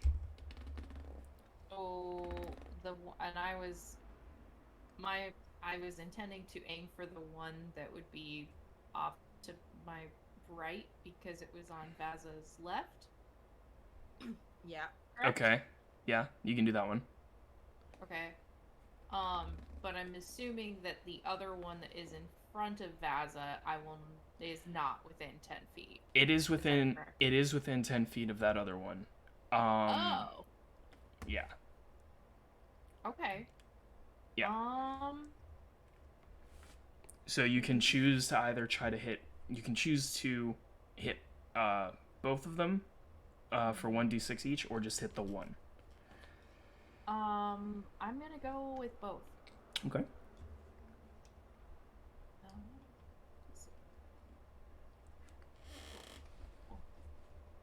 Okay. So the first one will take 3 damage, or do you want? Or okay, so let's decide this now. Do we want to roll individual damages for each one, or roll one and then that'll be for both of them?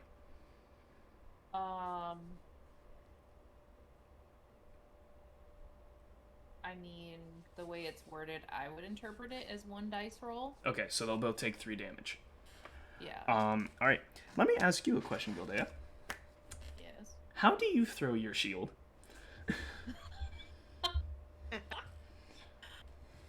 I mean, probably like a frisbee, because that makes the most sense All right. to me. Gildea. Like, pull it off my arm with my right hand and fling it at the first one. Gildea takes a step backwards, looking over her shoulder. She grabs the edge of her shield with her offhand and releases the grip, throwing the shield.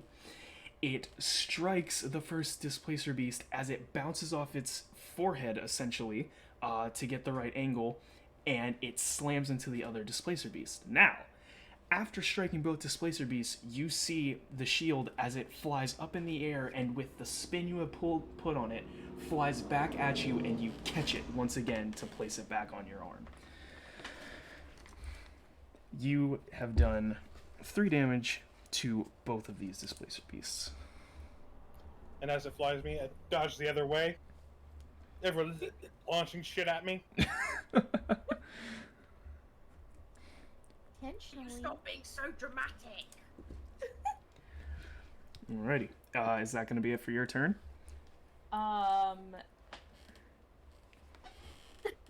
Excuse me. Yes. All right. Sorry. Alright, bless you. Alright. Displacer Beast is up. This Displacer Beast, just being hit in the face with a shield, sort of shakes its head to get its, wits back about it, and turns, and the first thing next to it is Dorcas. So it is going to take a swipe with one of its tentacles at Dorcas.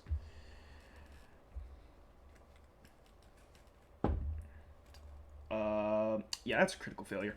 So, it sort of takes a swing, but is still dizzy and can't really get a good grip on you, and just sort of bats at the ground with its tentacle. This was a critical failure. Can I smack it in the face with my staff? Yeah. It sort of takes this paw swipe and hits the ground, and you just kind of go, no, and bap it in the face with your staff. Alright, Kitty. this... Bad kitty. The Displacer Beast that was in front of Gildea is up, and then Dorcas will have his turn. God, they roll like crap. That's a 6 to hit. It's not a bad thing, Soul. It's making it not so interesting. It's a 6 to hit. I know that doesn't hit Gildea. I'm almost dead, so I'm okay with it missing. And I wear paper and am squishy. Dorcas, you're up. And then the If I were to teleport 20 feet, could I end up behind the big displacer? Are you trying to use Charlie's golden ring? I might be. So here's how this will work. You'll put on Charlie's golden ring, and then I will roll a dice. And we will find out where you end up. Ooh. Fuck it, do it. Oh my god. Dorcas uses Charlie's golden ring. He reaches into his pocket and pulls out a very small golden ring and puts it on his finger, and quite suddenly, Dorcas vanishes from existence. And in a blink, let's find out where Dorcas ends up. Look, either as long as I'm within range of a spell and it doesn't know I'm there, maybe I even get an attack of or a roll with advantage. I don't know. Dorcas, metal or resin?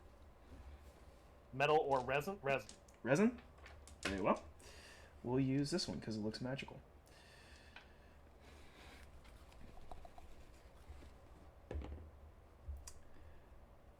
Got a 5, so 1, 2, 3, 4, 5. So you'll go down, so in terms of the battlefield. Okay, so in a blink, suddenly Dorcas disappears, and then Gildea, oddly enough, you notice as Dorcas appears on the other side of the Displacer Beast in front of you. And if you don't take the ring off, then on your next turn, the same thing is going to happen. Or something similar to that effect. So I'm behind the smaller one. One of the smaller ones, yes. The one that was behind the group in front of Gildea. So the big one can still see, like, I'm not behind it. No. Damn. You went in the opposite direction. I went in the opposite direction. Well, you know what? It was worth a shot. And Boo seemed pleased by the attempt at something.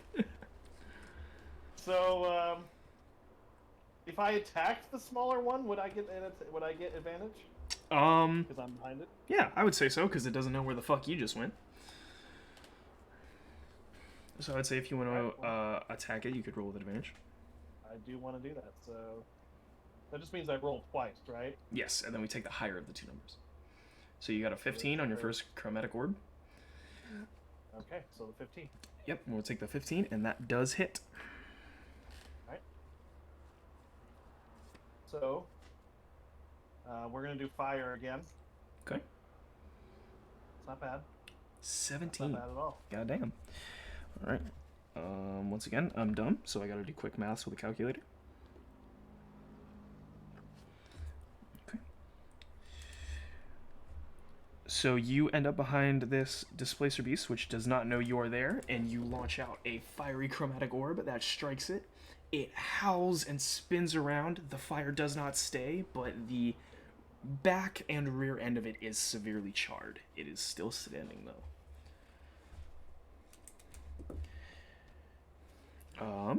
We now have the main big Displacer Beast that you all have been fighting, who is up, and then Azrael will be next. I didn't take the ring off, by the way. Okay. Good to know. So Azrael wasn't the last one hit it. Vazza hit it with an arrow, but Azrael is right up on its face as it was. Nice kitty, kitty. Ooh, mulligan. Kitty, warm kitty, little ball of fur. 11 to hit. Does not hit. Does not hit. The Displacer Beast throws out a wild tentacle attempting to hit you and misses. It does this, and then, Azrael, you see something weird before your turn starts. You see another Displacer Beast begin to walk around the big one in an attempt to attack you. But you are up. Seize it. Ah, I see. I'm gonna leap at that one. All right, go ahead and make your attack roll. This is with the rapier. Okay. Because why not?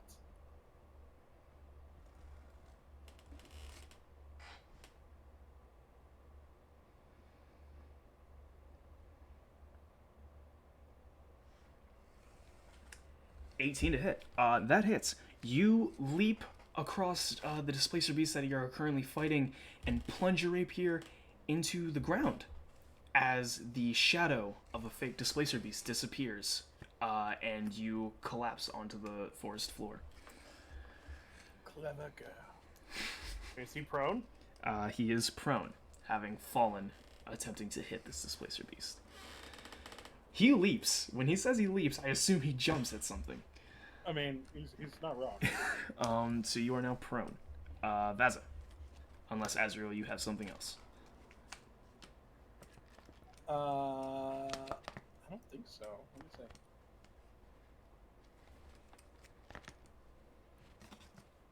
Can I hide as my bonus action? Yes, so you would use half of your movement to get up, so you'd only have 15 left. And then you could use hide, which I guess 15 movement doesn't overly matter when you're using hide. To its butt! So yeah, I guess you could use hide. Okay, we'll do that. I'll get up and then hide. Okay. You get up and dash towards the kind of... You're in, like, this small clearing in the middle of the woods, and you dash towards the trees, and you are now hidden amongst the tree line. In the time that Azrael's taken damage and has done some of these things, has his clothes become torn in any way? I don't want to talk about it. We will, we'll get to that. Vaza, you are now up. Okay. I have my torch. Okay.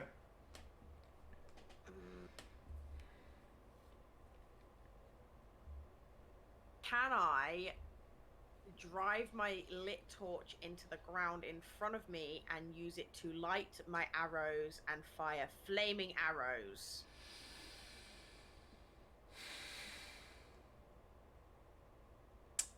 That is...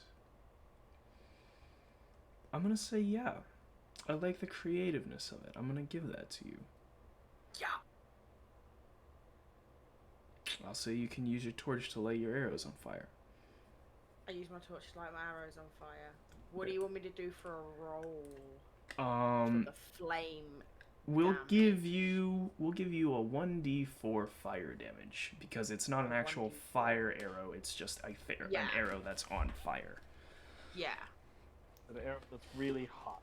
Yeah. Yeah. So we'll go with. It's a spicy arrow. So if it hits, you'll do your regular damage, and then we'll add a d4 roll, and then we'll add that to your overall. Okay, cool. So I'm gonna drive my lit torch into the ground in front of me so it stays still, and I'm gonna fire my fiery arrow at Chunky Boy Okay. again. Go ahead and roll your attack. 16 hits.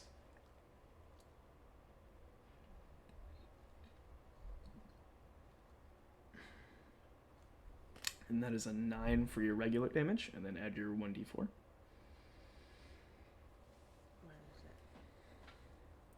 is it? You should be able to just, like...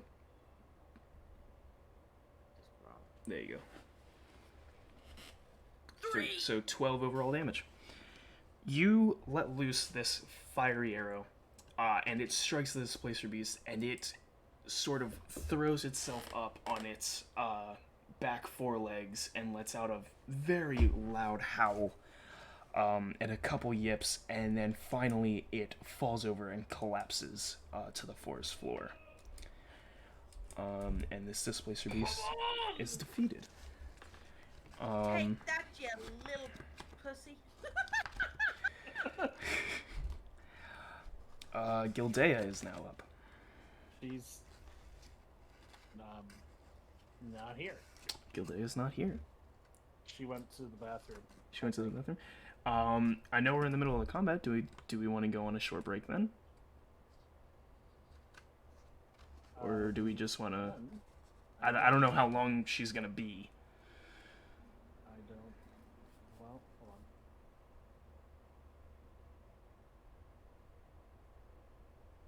I'll find out. Okay. Because we can always just do a quick... You know, I can put it on pause, we can go on a short break, everyone use the bathroom, do what they gotta do, and then come back. It's getting spicy. It's getting spicy. I think she's coming back. She thinks she's coming back. Okay. I also, since we're having a second for Gildea to come back, I want to say hello to Cartoony Guy, Toony, who is new here. Thank you so much for coming and hanging out with us. I want to thank Blair for your cheer of 50 bits. That's awesome. And Beardy, who is normally here and is FIFA in our party, is subscribed now for 6 months, which is awesome.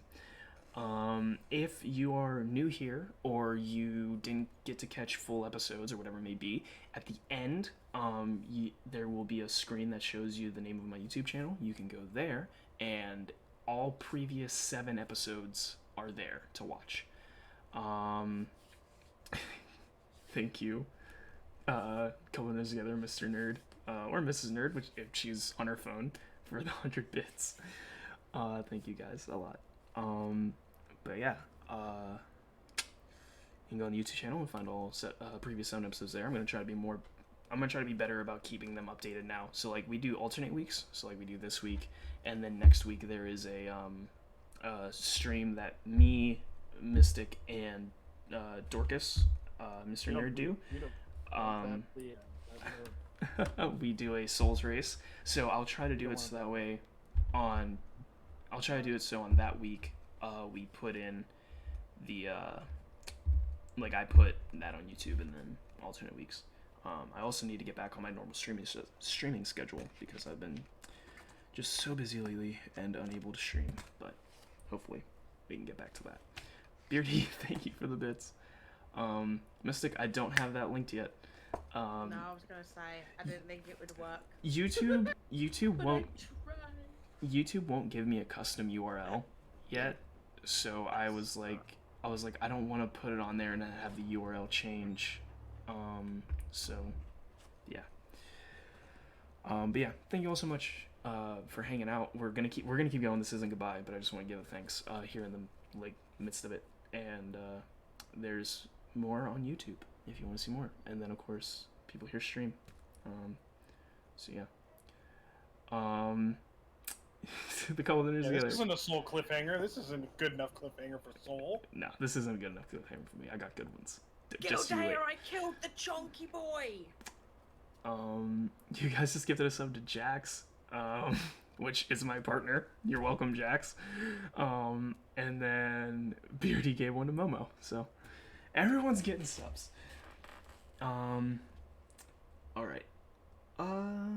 See Mrs. Nerd doing the Oprah thing. The Oprah thing? Oh, you get a sub. You get a sub. You guys are muted. Oh no! Why are they muted? Un momento. Un momento.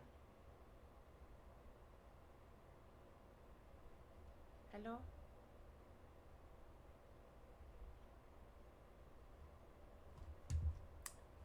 I just went over to Discord to see if they were actually like muted in Discord. Mystic, are you streaming your Spotify playlist to the chat we're in right now? Am I? I think you are, because I went over the thing that says general and it says To the Top by Albert Breaker, and it has your name under it. I had no idea that it did that. Well, I see it pinging.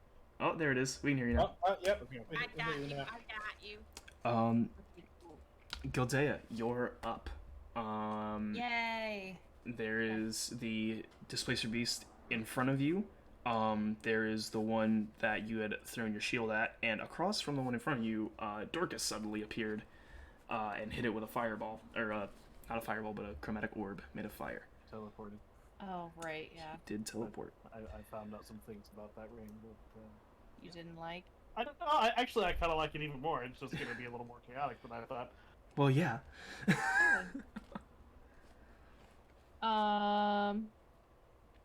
So how far away is the one in front of me? The one in front of you is, I would say, about 10 feet away. Because Dorcas teleported 20 feet and ended up on the other side of it. I'm gonna do the shield throw thing again. Alrighty.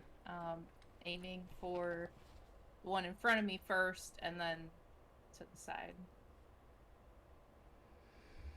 Although, I thought the one in front of me, like, dissipated when I threw the dagger through it. It did, but when the shadow dissipated, it then approached from behind the tree after it attacked at you. I don't know how I missed that. And but the I- other one, we don't know for sure if it's real, do we? And no, the other one is real. However, it is not within the range. 10 feet. Yeah. So you're Okay. you kind of have one on either side of you right now. Two were on Vaza's side and then one on your side. So the reason you were able to do it before because you hit both of them. Now Right, you're looking at the one on your side and there's no range for that. That's okay. Okay. Um, You can still throw your shield, but it'll just be the single hit. Oh, great. How about an 8? That it will not hit. No. Okay. So that's here's what I here's what happens when you miss with the shield. Gildea takes the shield off with her offhand to throw it like a frisbee, and as she throws it, it sort of skips off the ground, flies right past Dorcas, and sticks in the tree next to Dorcas. And you now do not have your shield, and you must retrieve it. Do you have anything else? You could probably move toward your shield. Yeah, I'm gonna move toward it. Will the other thing get an attack of opportunity if she does? If she attempts to move past it, so you could move 10 feet to get parallel with it, but anything beyond that, it will get an attack of opportunity. Okay. Yeah, let's do that then. You want to move towards the shield past, Toward it, but not so 10 not feet. incur. Yeah. Okay, so you are now next to this displacer beast. Yeah, it's fine. Next up is the displacer beast that got hit with the shield. I believe the only person within melee range for it would be Vaza, correct?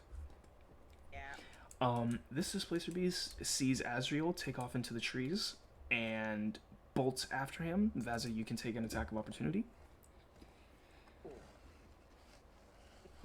You currently have your bow equipped, so I would assume you're going to take a I shot do. at it. Yes, I will.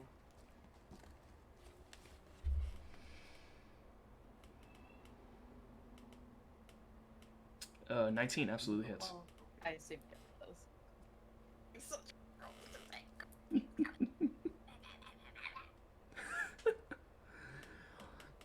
8. And then are you going to roll your fire? My fire, baby.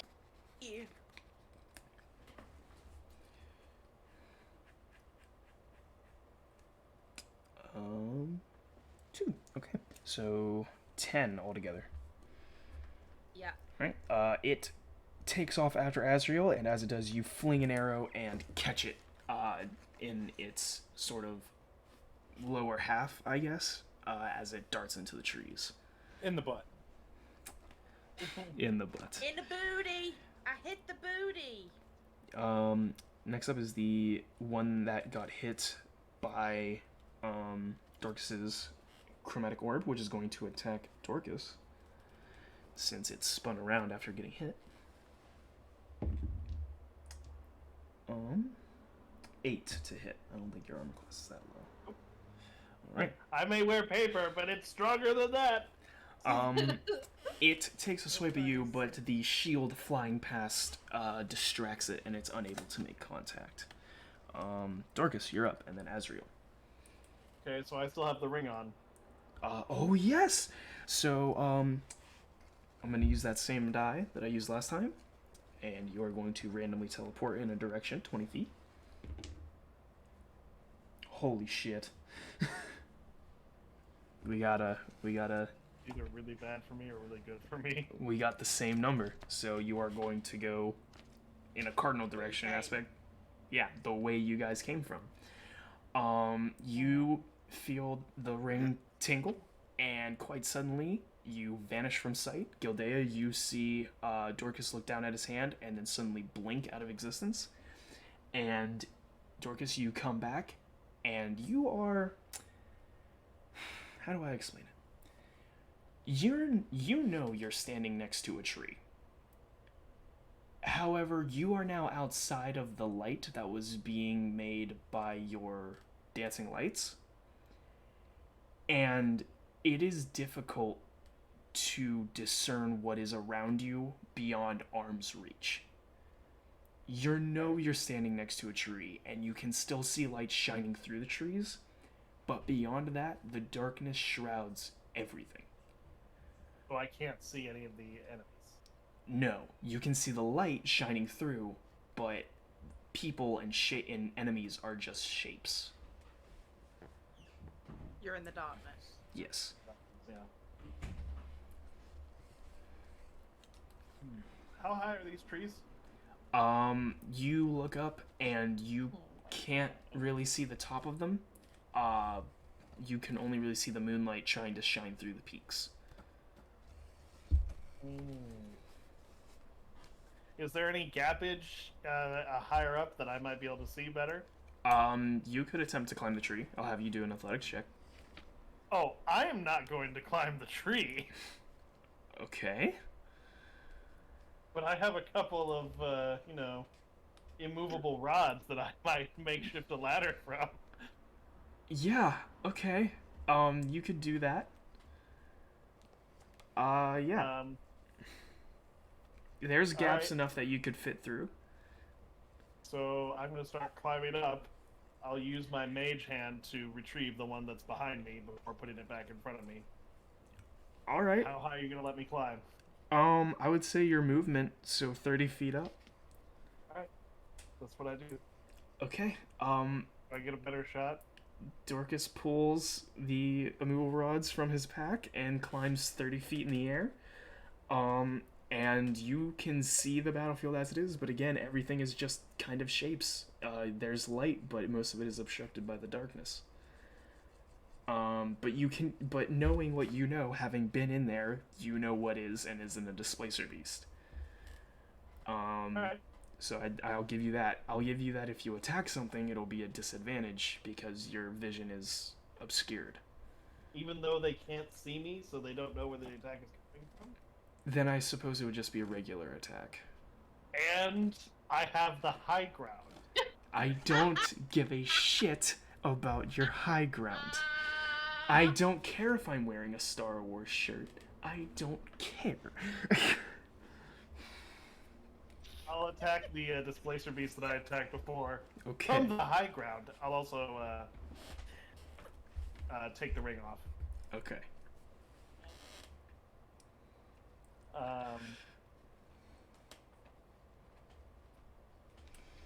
not gonna be able to do that, so we'll do one of these. Okay. 14. That hits. Okay, let's go with fire again. Alright. Dorcas Yeah. shoots a ball of white hot fire down onto this displacer beast. Does 9 damage. We're gonna do this, and then it's that much. Fire is raining down from the sky. Yeah, fire comes down and hits it, and it sort of recoils and looks up confused, and you, Gildea, see its eyes kind of narrow as it stares into the darkness, and Dorcas, you just see its body shift. Anything else? No, I'm pretty sure that's all I should be allowed to do. Okay, just making sure. Azrael, you're up, and then Vasil. Do I see the one coming after me now? No, so you are also outside of the light distance because you ran into the tree line. So you are closer and the shapes are a little more defined. However, you are also in the darkness and it's hard to see what's around you. You do, however, start hearing the yips and the sound of paws moving.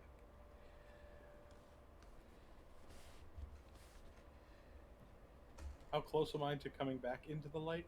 It would take about 5 feet of your movement. I'm gonna come back into the light, Okay. and I'm gonna go for the one that Boo just shot with fire. Okay. From the high ground. I'll say you can make it there in your movement. Oh, nope. I didn't have time to make a battle map for this, so I can't say how far everything actually is. I'm a little weary, so I'm not gonna leap into this one. Oh. I am going to stab it. Okay. Stabby McStab stab. I like to stabby. McStabberson.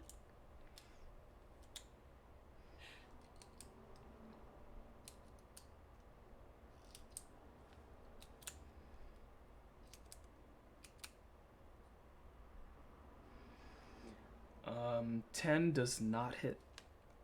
Dang. Well, fine then. I will just have to use my bonus action and try to trickster blade it. Very well.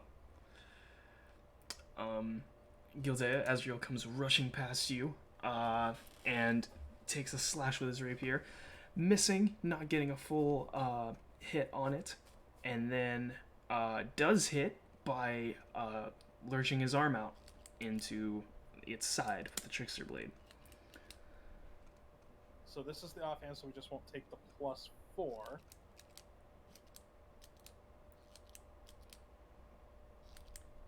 So we won't take. So whatever this is, it's -4. Yeah, it's whatever. Yeah, it's gonna be a 3.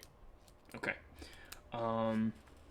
Yeah. So you plunge in and you don't get the best like stab into it, but a good little slice across. But is there something within 5 feet of it? No. So that means sneak attack would apply. All right. Apply your sneak attack. You just enjoy being a smartass with your rogue too much. It's kind of the point. I know. Where the hell is sneak attack? Pirates. Pirate. He's not even a pirate. He took swashbuckler, and he isn't a pirate. That was my weakest sneak attack yet. You got a 1. 2 1. Wow. All right. So that's what, 5 damage altogether? 5 total damage on a sneak attack. Damn. But it did connect, so that means it bleeds because of the trickster's blade. It's true. It does have bleeding, so it takes, what is it, 1d4 every turn? Unless it stops its own bleeding? Yep. All right. Remind me of that, in case I forget. There we go. Okay. Vaza, you're up, and then Gildea. Okay, what have I got? I've got So there is 2 one. left. There are 2. One of them is out in the darkness somewhere, and then the other one is being attacked by the rest of the party.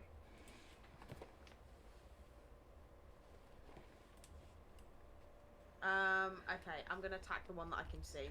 Okay. You're gonna shoot an arrow at it. I'm gonna shoot an arrow at it, All right. and I'm gonna miss. You are gonna miss. Actually, timeout. That's a critical failure. It is. Oh no. Oh, no, Mystic. You hit Azrael. Go ahead and roll damage.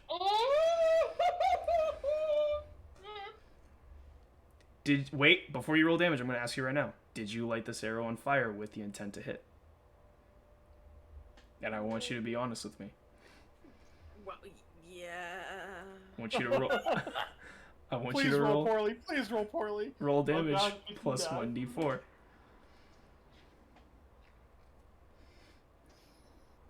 10 Oh. plus 1d4 damage. So I'm down. Oh god. 11. Oh, God. Azrael. Wow. Azrael rushes in and takes his trickster blade attack, the first one to land, the first trickster blade attack to land, and feeling accomplished as he pulls the blade away from the displacer beast, an arrow strikes him in the back just below his ribs, and Azrael falls. You are unconscious. Gildea, it is your turn. Okay, so I'm like right next to him basically, right? I mean, how do I visit to So since yeah, you are right next to him since he charged, and then you were next to the displacer beast. Yep.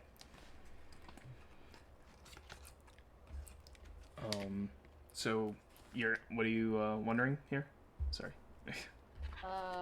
Well, I guess that would be another medicine skill check for Don't you have laying stabilizing on a of dying hands? companion. I do have lay on hands, but they have I don't know. Can I use that right now? Yeah, why wouldn't you? Conscious. Yeah.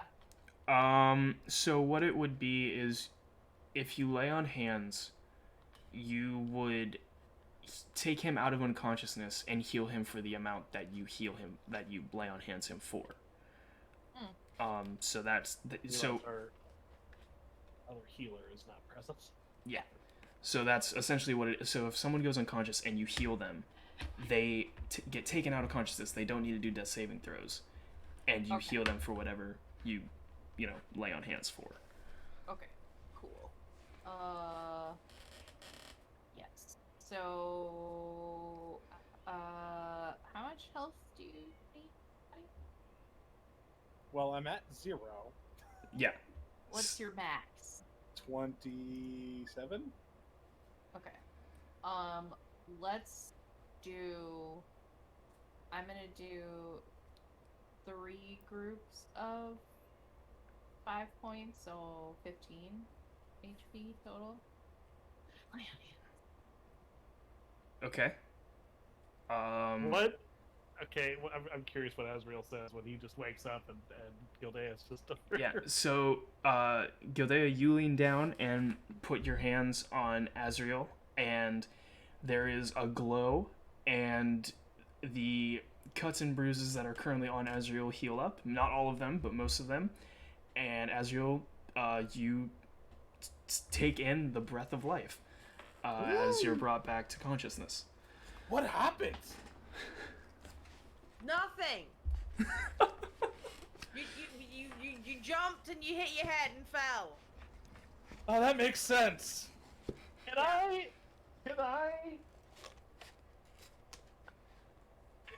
Can you what? You're in the darkness. You didn't see what happened. It was blurry for you. You have no idea. Shush.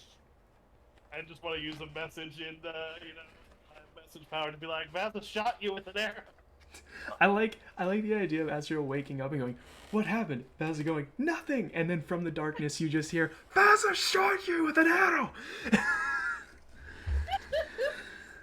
It's like, where the fuck did that come from?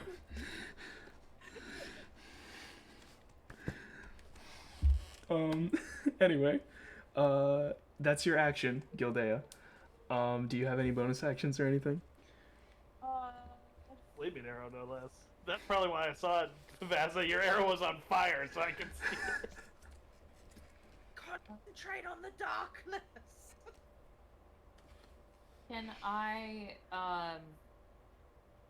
I move further towards my shield without incurring an attack of opportunity? No.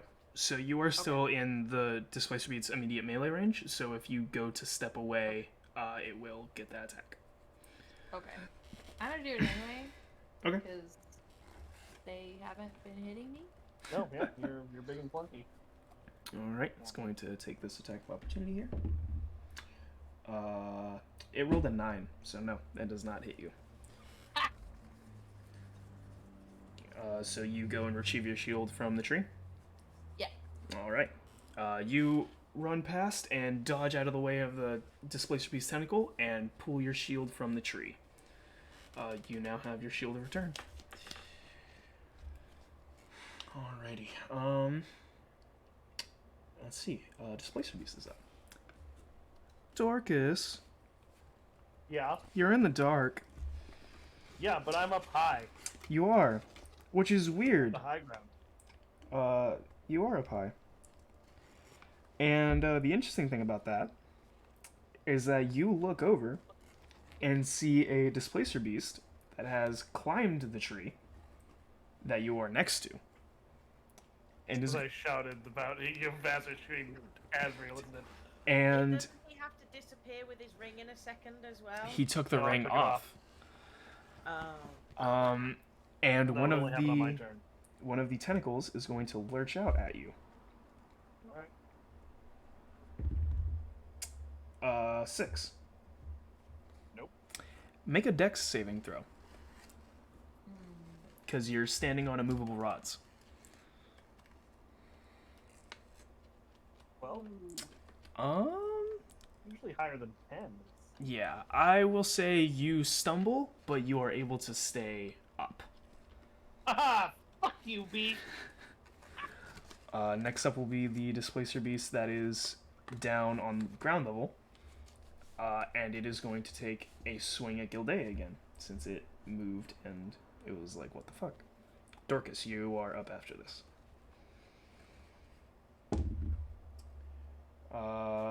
This Displacer Beast just doesn't hit you. I'm just saying, it doesn't hit you. It doesn't want to hit you. It doesn't care. It's sorry. It just doesn't. It just can't. Dorcas. Azrael is Right. next. I would like to attempt a Thunder Wave. Okay. So that requires a saving throw. Okay. Has to beat a 12. Has to be to 12. Yep. So, express to me what happens if it does or does not save. So if it doesn't save, it takes 2d8 of damage and it's pushed 10 feet, which I'm hoping will cause it to fall. Okay. If it does save, it just takes 1d8 and it doesn't get pushed. Okay.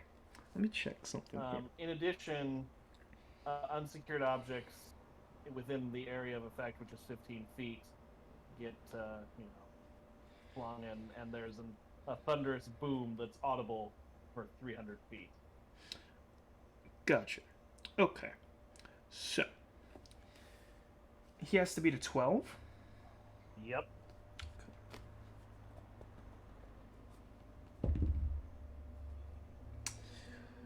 He got a 13. Well, fuck. So, he still takes 1d8, Yep. but he remains in this tree. Okay.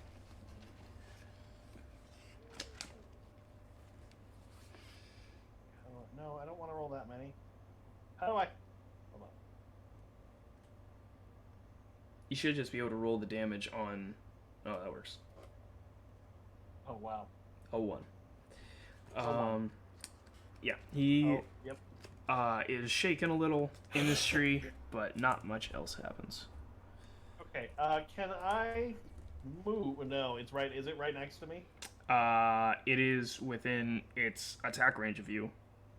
So, like, I guess you're right next to the tree. It's on the tree, so yeah, I suppose. So if you're saying, like, if you try to move, you'll get a... Yeah.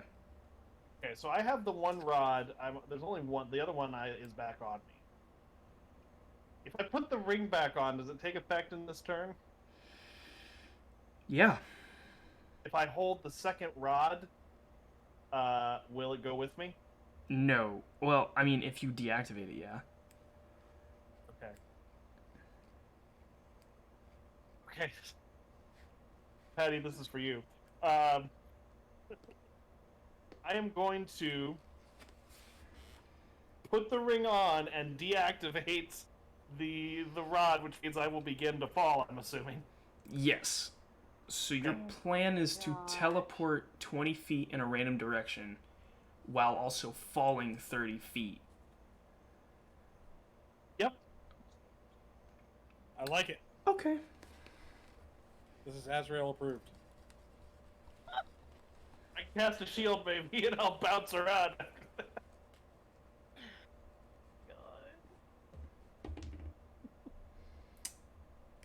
Don't try this at home, kids. This is always done by professionals. So you will move that way. So you fall about 10 feet before the spell takes place.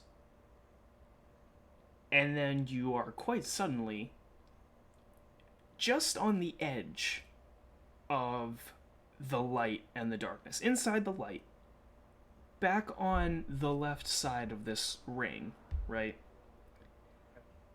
and you appear and fall the extra 20 feet and hit the ground. Yep. I guess you take falling damage? Could I roll an acrobatics check to attempt to land more gracefully?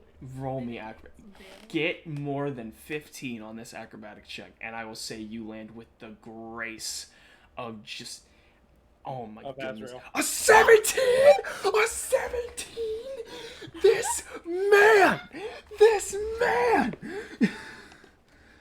Oh my god. You teleport. Okay. You fall 10 feet, praying, and teleport 20 feet. And suddenly you are back in the light. You can see, and you, like Fred Flintstone, fucking slide down the trunk of this tree that you teleported next to and land perfectly and are just here again. No problems. And I say immediately, did anybody see that? Because I will not be doing it again. We can't see you anyways. Then you just hear that out of the darkness. No, you're inside the light. You're in the Well, light. outside the light, you saw it. Not half of it. They saw that you appear and slide down. The end of it. Oh my goodness. Okay. What else you I feel got? like this. I feel like that should be everything. I think that's. I feel like yeah, that's the everything. end of my turn. Azrael, you're up, and then Vaza. Normally it's the damn it patties from Southeast. I reach back and I feel this arrow. What the hell? What happened? Oh, you found it. You found it. You really shouldn't fall on arrows. Yeah, what?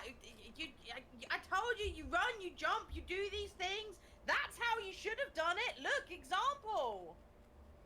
How is him running and jumping affect you shooting him with a fiery arrow? Shut up, Dorcas.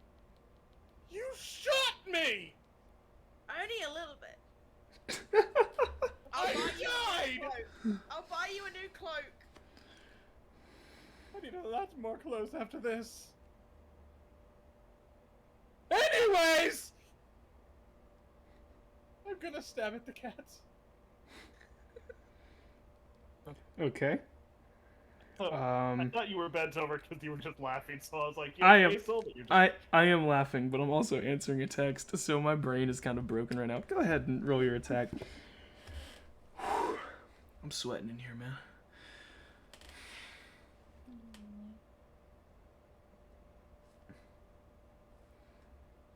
This is incredible. So, that hits.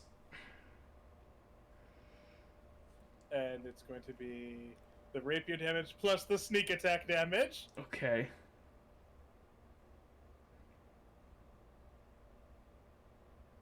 Are you also going to do a bonus attack? Of course. Okay. Go ahead and just roll all your stuff now, and we'll do the math. Ooh.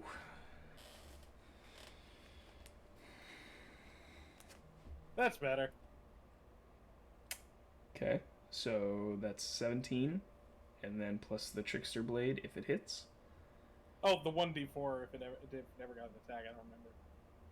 Oh yes, I'll have to add that as well. That's not gonna hit. That does not hit, no. So 17, and then roll 1d4. Or I guess I do, don't I? That's a me thing.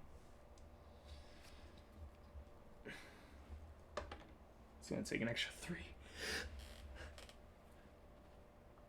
Oh, almost sneezed. Okay, 20 total.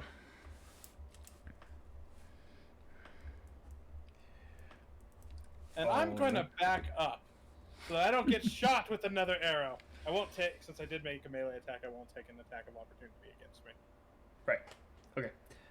Yeah, so you back off. Let's see. Vaza, you're up, and then Gildea.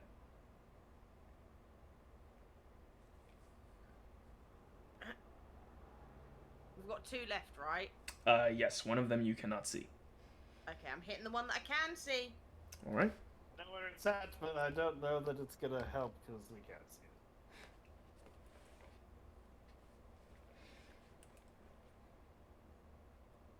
it. That does not hit. Ooh, 12 does not hit. sad noises. Sad noises. Do you have a bonus attack or anything? Yeah, but it's only if it was within range, and I'd have to change. Weapons. I'm not. Yeah, I'm not. Nah, Yep. I'm good. You know what? I flick it. I try and shoot it, and I fumble it, and the arrow just falls dead at my feet. Damn. Gildea, you're up. And then it will be one of the displaced beasts. So, how far away am I now from the one So that was attacking? yeah, you ran around it to the tree, right? Right. So Yep. you are, I would say, 10 feet from it. Okay. I'm going to move one square closer because my javelin has a reach of 5 feet. Okay. So, and then I'm gonna try and stab it. All right. Go ahead and roll your attack. I think this is the first time you've used the javelin and not the Morning Star as like a melee attack. Did you just roll a 1? Yeah. You just rolled a 1. You just rolled a 1. It's a good thing I backed off. You stab your javelin at this displacer beast, and it is anticipating this and smacks your javelin away, and you become disarmed of your javelin as it throws it 5 feet. Does it fly off and hit Azrael? No, it does not. It does not hit Azrael. And yeah, that is what happens. Yay! Um, Cool. I'm going to roll something here. Also, Soul, I forgot to mention, very nice Fred Flintstone reference, by the way. Oh yeah, absolutely. All right. Displacer beast is up. Let's see what happens here. Bleeding damage. Yes, bleeding damage. Yes. I added that. You added it on my turn for the previous turn. What? So when you rolled, when I was doing damage, it Yes. was on my turn for its previous turn because we didn't roll for it. Oh, this is not that displacer beast. Oh, okay. This is the other one. One that's Okay, in the cool. trees? Yes. That's Okay. confused as fuck as to where I am now. Yes. Vaza. Hi. 15 to hit. Nope. A displacer beast suddenly comes out from the darkness, lunging at Vaza, and misses once again, catching itself just about 5 feet away. It is now back in the light. Let's see here. This is the other displacer beast, so we will add that 1d4 now. Okay. Yes, bleed. And it is going to attack Gildea, and maybe it'll hit Gildea this time. No one knows, because it doesn't hit Gildea any other time. 19 to hit. That time it's going to hit you. Alright, so let me roll damage. I think this is the first time I've rolled damage for one of these things in a hot minute. Okay, so I need one of these.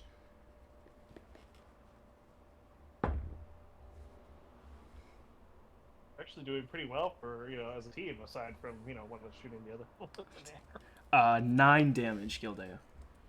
Okay. So it lunges out and catches the arm. When it bats, I'll say when it smacks your javelin away, it catches your arm and does that 9 damage. Adding into the cinematics of it. Dorcas, you're up.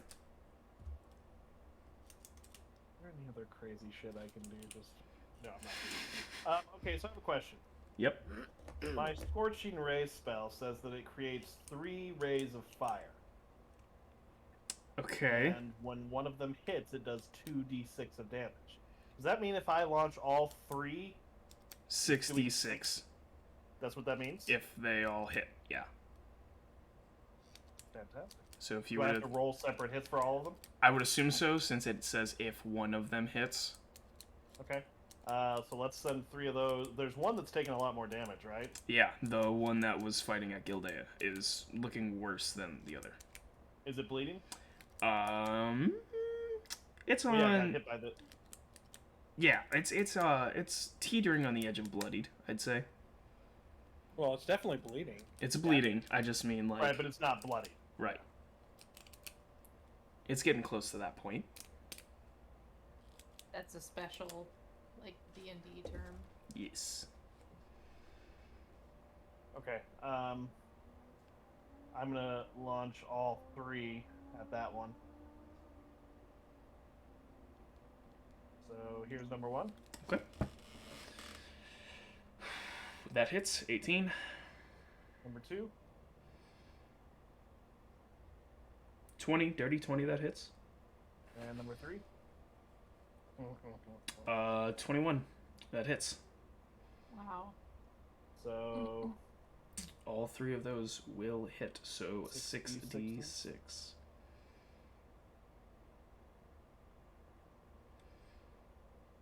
17 total damage. Fucking Dorcas is the DPS master up in here. Mm-hmm. Give me a moment to pull out my calculator, because I'm not good at fast maths.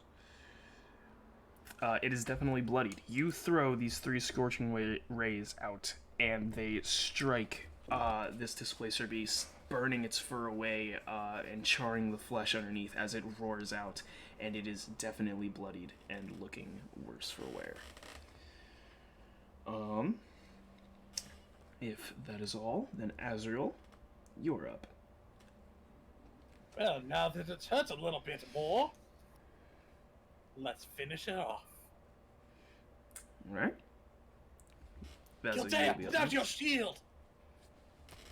Oh, sweet Jesus. Why? Oh, sweet Jesus. Trust me! God. oh, she does it! What's your plan? What's your plan? What's your plan? What's your plan? What's your plan? Tell me your plan. I'm totally going to jump off of the shield and, like, dive down on top of it. Okay, so here's what's gonna happen. I know you have chandelier swinging, and that's where this is kind of coming from. You will make an acrobatic check. Gildea, you will make a strength check. And then we're gonna see what happens. Acrobatics, you say? Okay. Yeah, I know, you're good at it. But it's gonna be a failure, watch. Gildea got a 10. That's just... Oh, God. The suspense. Nat 20! He got a nat 20! That's... Oh, you did that 20. He nat 20'd it!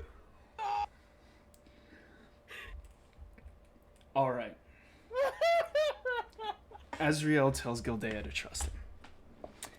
Gildea holds her shield up in preparation. Azrael runs and places a single foot into the shield as Gildea throws him into the air.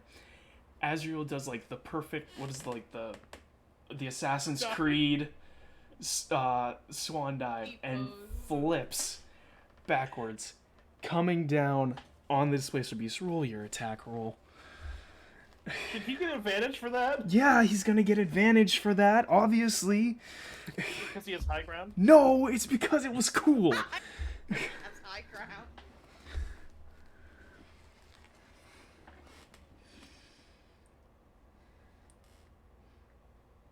That's a 19 plus 6. At this point, you just need to see if you get a nat 20. Well, I want to see if I get. Yeah, I know you Please, do. please get a nat 20. That would be... The So suspense. glad I got advantage on that. Yeah, okay. 25, you hit. Go ahead and roll. And if you're gonna do all the extra shit, do the extra shit. I'm gonna roll my Trickster's Blade to see if I can do both at the same time. Oh, he's going for a full assassination. Yeah. He's going for a full assassination. And then I'll roll all damage at once.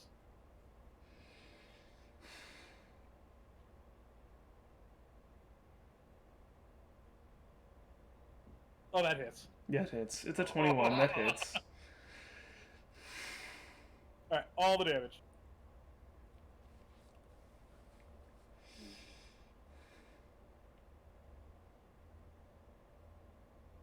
One d8 plus 4 for the rapier. Comes out to an 11. Okay. And then sneak attack added on to that because the other displacer beast is not close enough. An 11. And then the trickster's And then blade. remember, it's just the natural, so we take away the 4. Yep. Oh, so it's not an 11, it's a... No. No, the 11 was right. This is the 11's right. no. This It's one's a 5. 5. So It's a 9. That's 20 31. 27. 27. Wait, 27. Yeah. 27 27. damage altogether.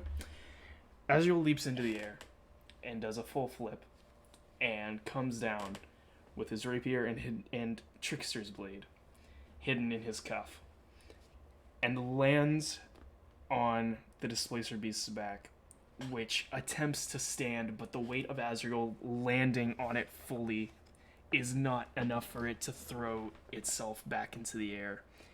And they both plunge down into the ground as the displacer beast lets out a final exhale, and it is killed. You are now down to one more displacer beast. God damn it. Yeah. I feel like, whoa, what the hell? I didn't... Okay, just rolling on the thing. Jesus. Why'd you just roll 41? I don't know why it rolled that many dice. I didn't tell it to. I just moved the iPad. Very well. Yeah, so So that's... I feel like you and I could have a moment after all this and be like, did you just see and you did and then we did because we're both just doing stupid shit. It's always stupid if it doesn't work. And it's true. It's worked for the most part so far. Vaza, you're up. Gildea is next. I'm a fiery shoot on the one that's left.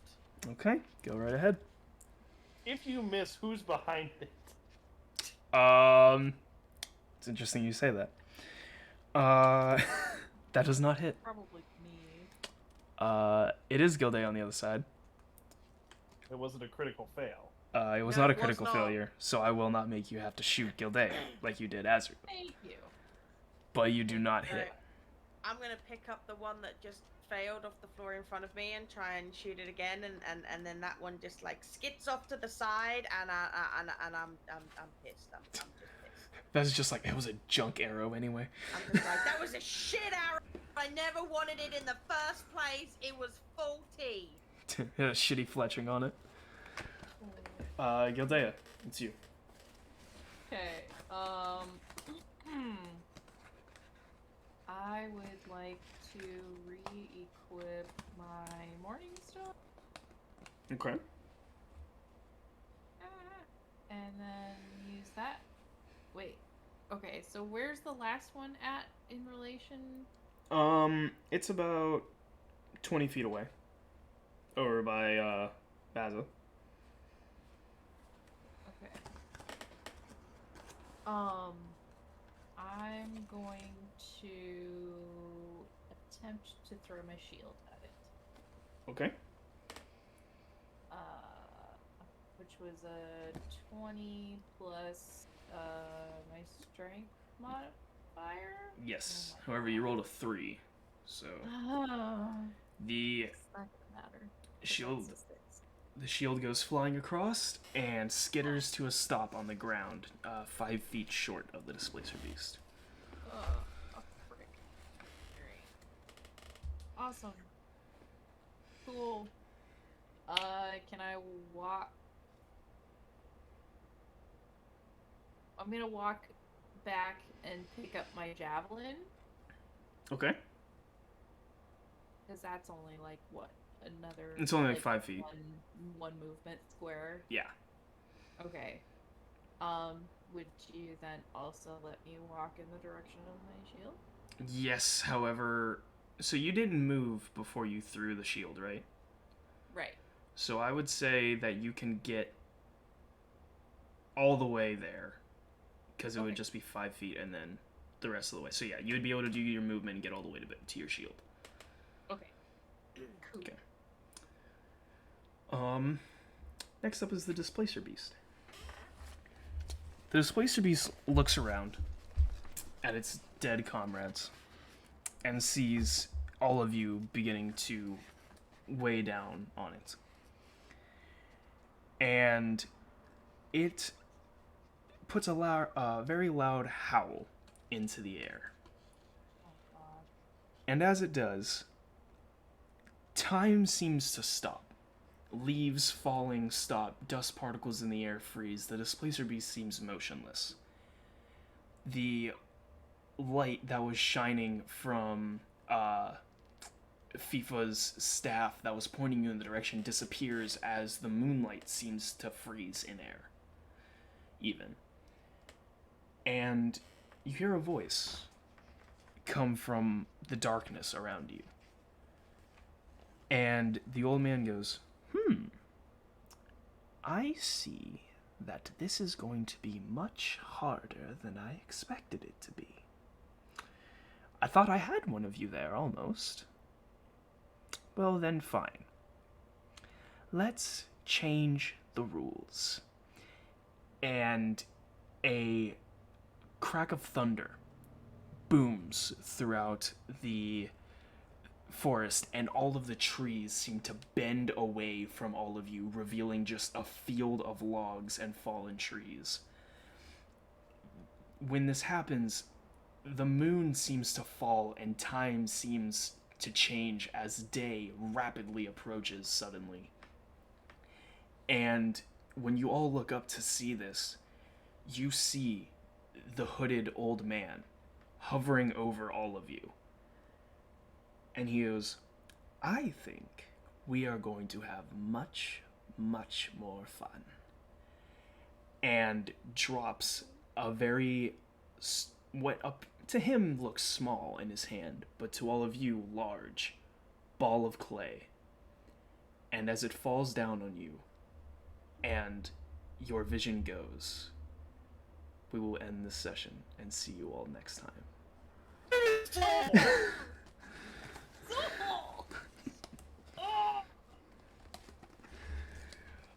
I want to thank all of you for being here this week. I want to thank our incredible adventurers. Once again, if you want to know what has happened all the way up until this point in the story, you can go onto my YouTube channel, which you will see the name of on the end screen. There, episode 1 through 7 as their complete form. The VOD is there, so you can watch them all. They're in their own folder, Terribad Tavern.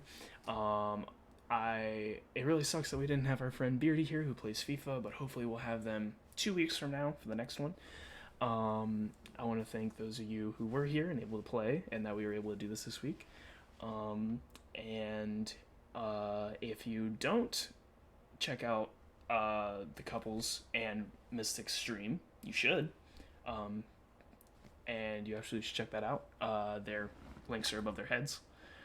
And yeah, I think that's everything I have to say. Until 2 weeks from now. Does anyone have anything they want to throw out there before we go? What if we played tomorrow? I have work tomorrow. That's okay. We won, right? We won. We amulet. We got amulet. We cool. We have an awesome dungeon master running our game, so y'all should check him out. I have a normal stream that usually runs Tuesday through Friday. I've had a super busy month, so my stream has been non-existent. But I hope that it just hasn't been there. So hopefully next week we can get back into the normal Tuesday through Friday schedule and everything can be fine. It's just been so busy. I have not been able to stream at all, and I want to get back to it, so hopefully that's gonna work. But then at the end of next month, I have my trip to see you guys, so my stream will be gone again. But hopefully we got this. We could do a stream do it here. Here. I don't have my stuff though. I can do a stream with you guys, but I can't do my stream. Anyway, but that's all information to come that you guys will see on my stream. But once again, thank you all so much for being here and hanging out and watching and just yeah. If you want to see more, there's the old episodes on YouTube. We'll be back in 2 weeks with more of this. And as always, thanks for coming to Terribad Tavern. Be safe, everyone, and fair rolls. Bye, guys. Goodbye.